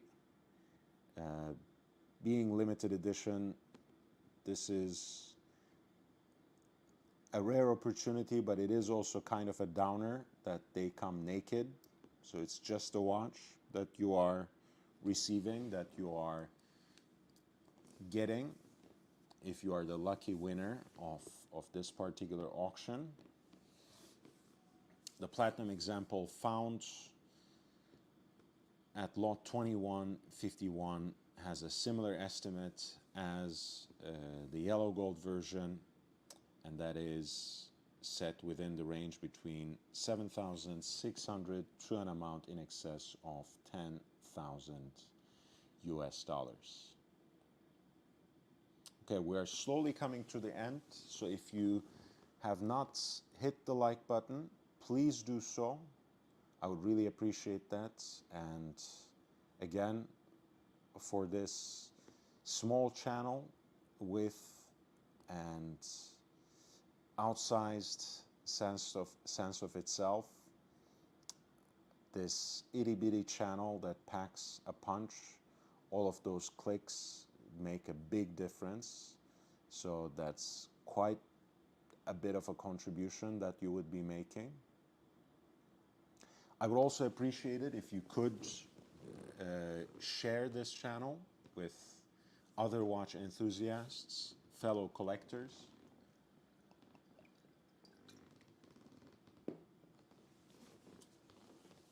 That will, a larger following, a broader community of supporters, of course, increases the energy around the channel, allowing us to build an even better platform that comes around sharing and intensifying the knowledge of and passion for wristwatches.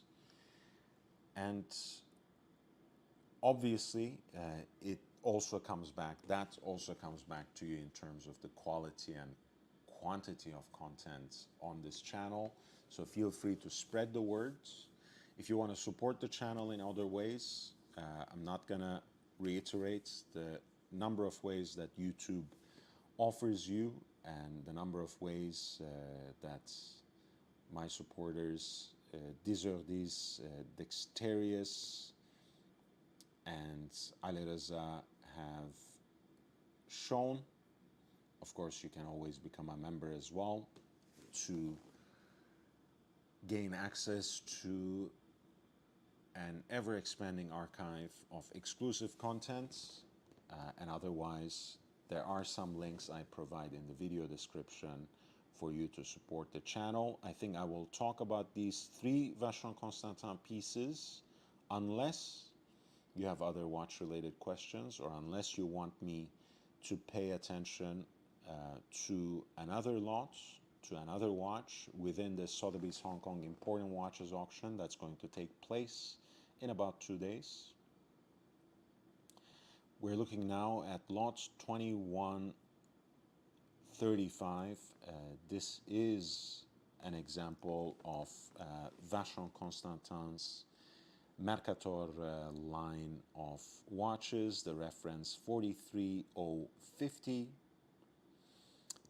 There are a number of things that I love about this watch that used to be quite undesired, but again, it's one of those small time hype pieces with the push it received from some collectors known for their good taste, and I certainly agree on that account. Such as Roni Madouani, for example, who is a big proponent of the Vacheron Constantin Mercator. This was a collection Vacheron Constantin prepared to pay tribute to the Dutch-German geographer and cartographer Gerardus Mercator.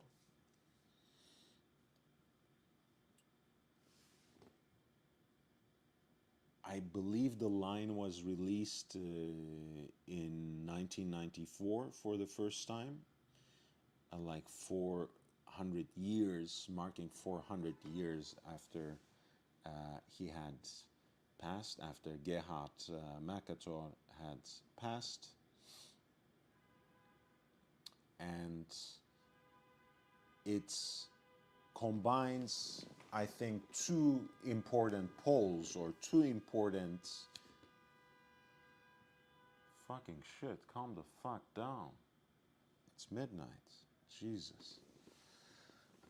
It combines two important uh, poles of elite watchmaking, retrograde complication, or rather complications, that is here expressed through two retrograde hands for the hours and for the minutes, and also, of course, the kinds of arts et métiers or fine arts approach to watchmaking, which is expressed here by the Clausenet enamel dial, which depicts here the South China Sea. And of course, continuing with that theme of cartography, the two hands are actually styled like a caliper, which is of course the basic and representative instrument for someone who draws maps. The case has these beautiful beveled lugs,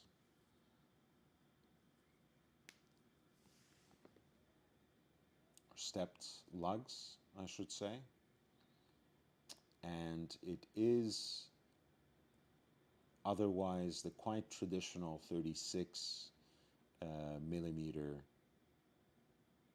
case size, perfect for a dress watch like this.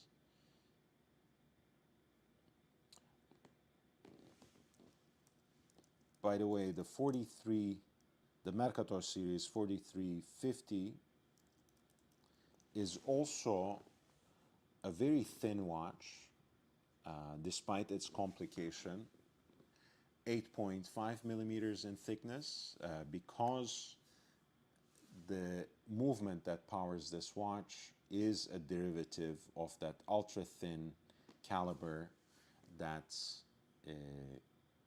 JLC, Jaeger-LeCoultre, conceived for these elite group of watchmakers, Audemars Piguet, Patek Philippe, and Vacheron Constantin.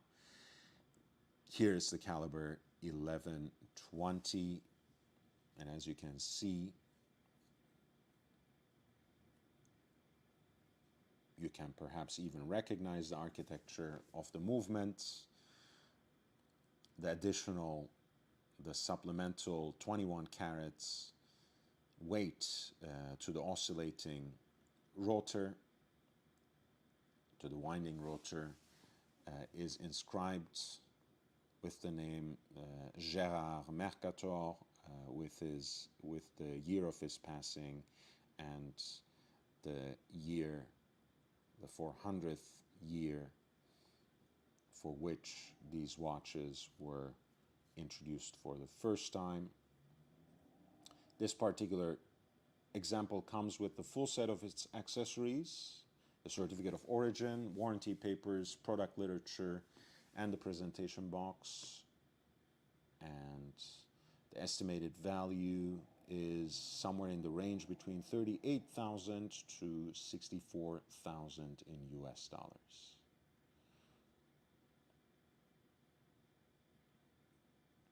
Lot 2154 is another example of the Mercator, once again housed in a 36 millimeter platinum case with those distinctly stylized stepped lugs.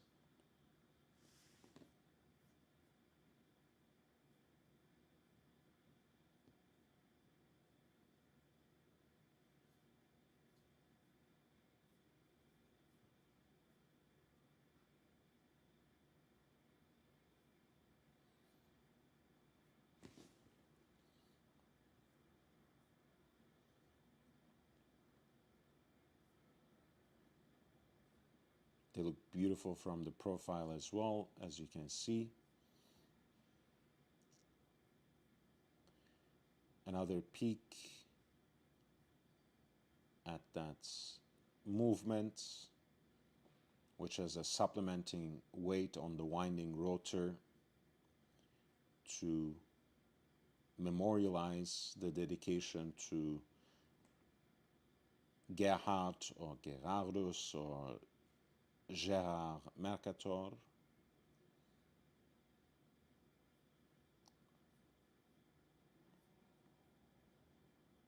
This particular piece is marked number 1, engraved number 1 on the case band, or rather on the frame that surrounds the Sapphire exhibition case back.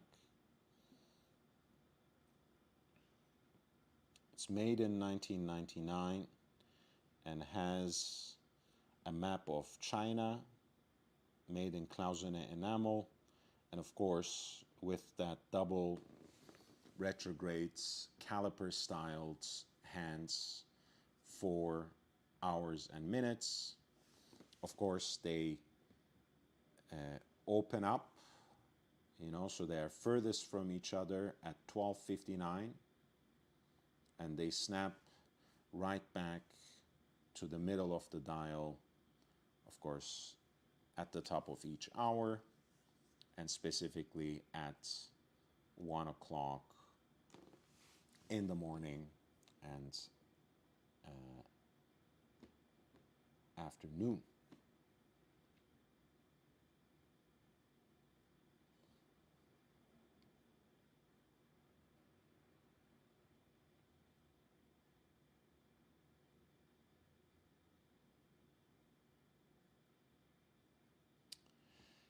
This is the model that commemorates the handover of Hong Kong to China, and it's marked with the date 1st of July 1997.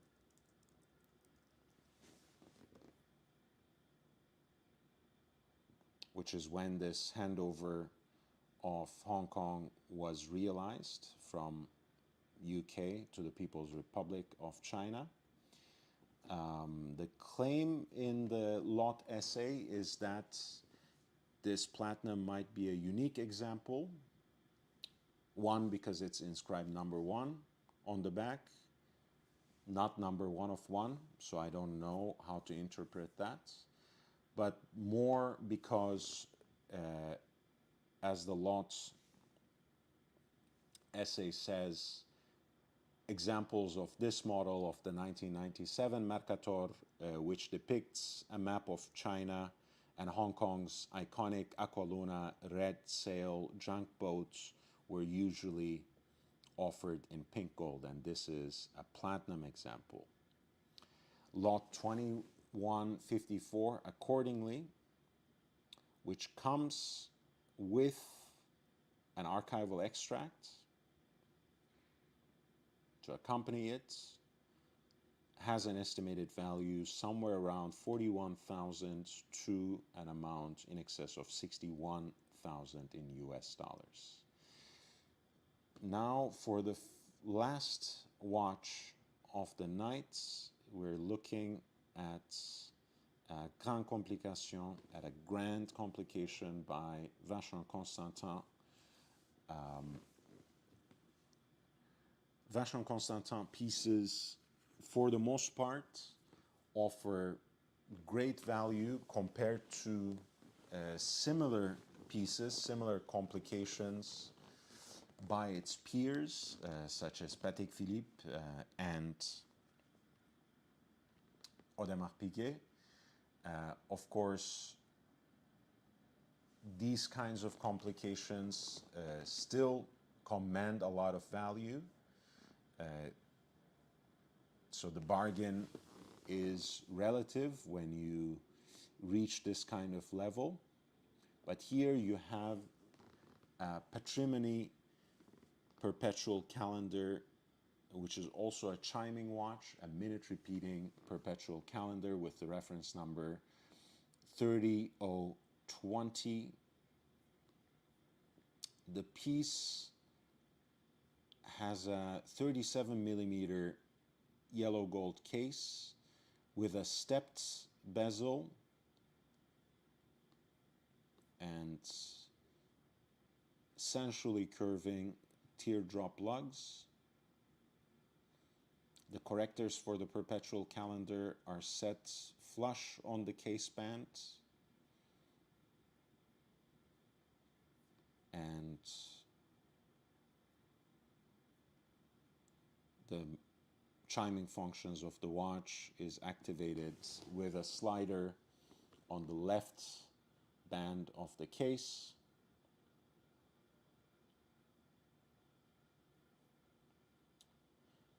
The piece has a two-tone silver dial. It's quite symmetrically balanced, beautifully laid out,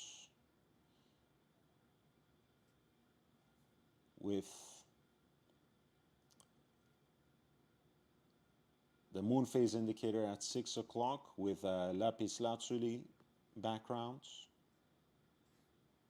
That's where you will see also the signature of the brand with its characteristic Maltese cross. Obus-shaped hour markers that are counterbalanced at 12 and 6 o'clock with this pyramidal, conical applied markers.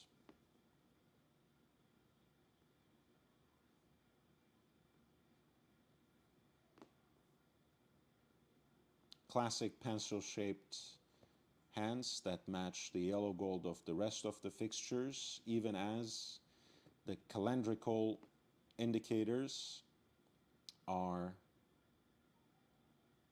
thermally treated, so they are distinct from the other markers, other indicators, from the hour markers and the hour and minutes hand on the dial. And they are preserved for a pointer date at 3 o'clock, day of the week at 9 o'clock, and the month at 12 o'clock, and that also encircles an indication for the leap year as well.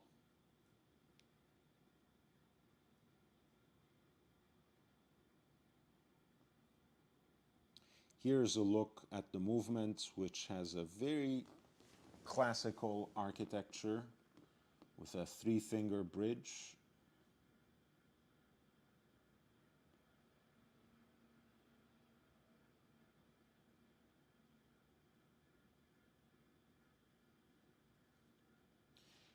Nicely finished, perhaps not the most impressive finishing that you see now in hindsight in what is perhaps the golden age of independent watchmaking and high horology, but those black polished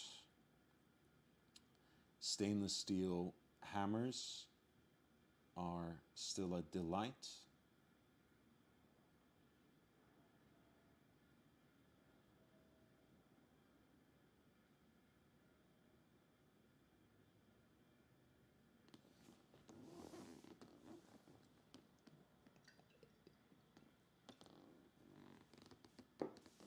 At the time of its introduction,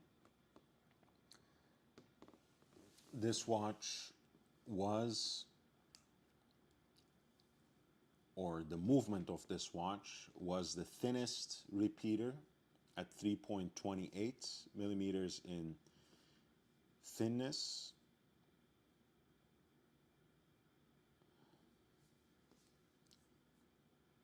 And it was a first for Vacheron Constantin in combining a perpetual calendar with a minute repeater.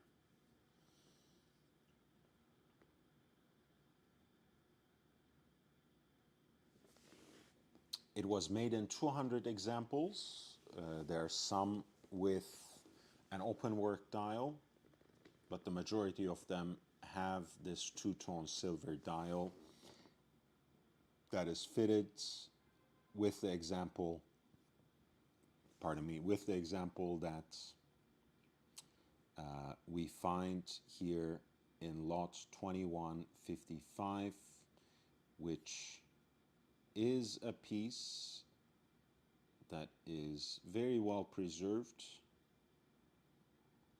even though it doesn't appear that any documents or presentation boxes or anything of the sort accompany it.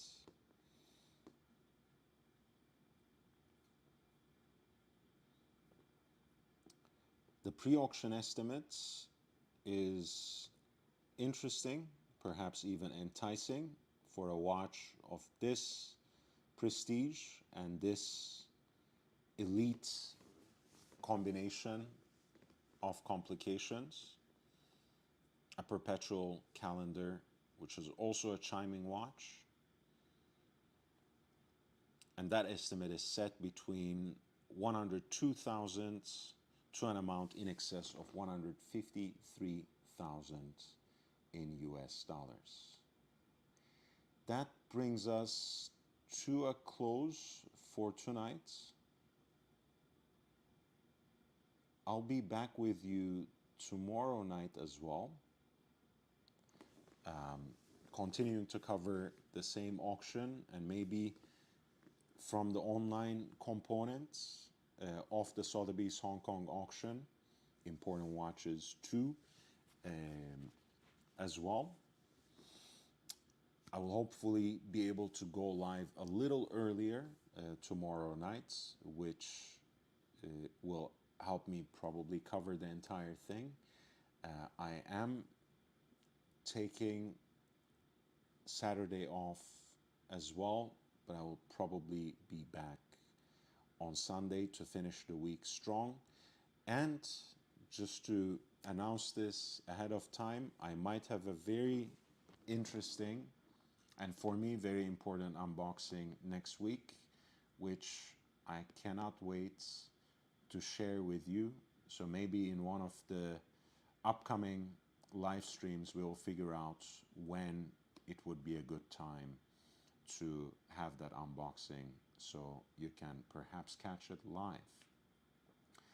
Again, this is a channel that has no sponsors, that is not used by the gray market profiteers to advance their causes that has been extremely detrimental to most collectors.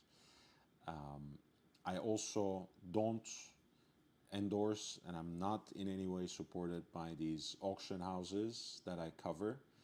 So most of what I share with you, I do it with an educational purpose in mind to help you get the most value with your hard-earned money.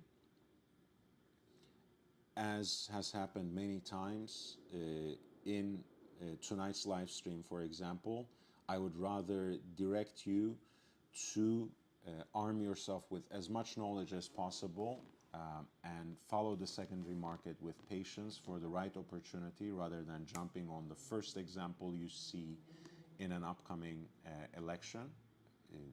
upcoming auction.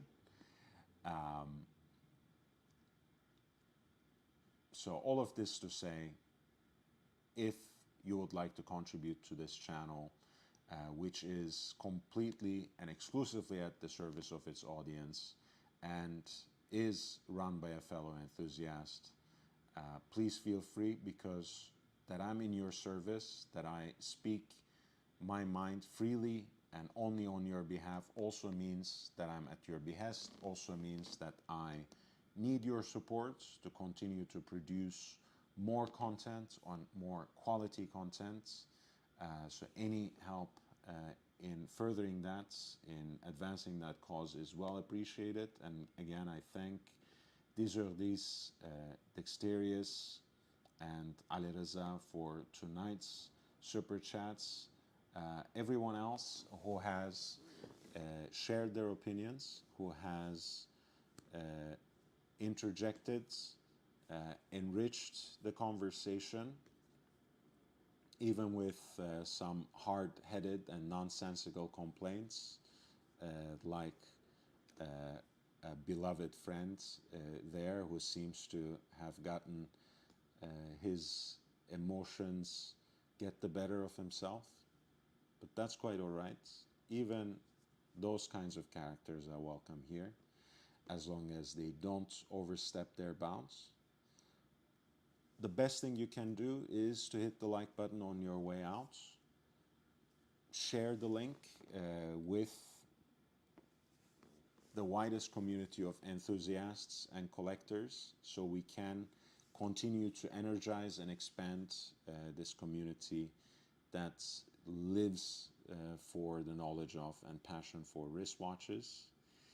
I'll catch you tomorrow in another live stream where we will continue the watch talk and continue this particular coverage of the Sotheby's Hong Kong auctions. But until then, I hope you stay safe, stay healthy, wear and enjoy your watches. I'll see you in the next one. Take care.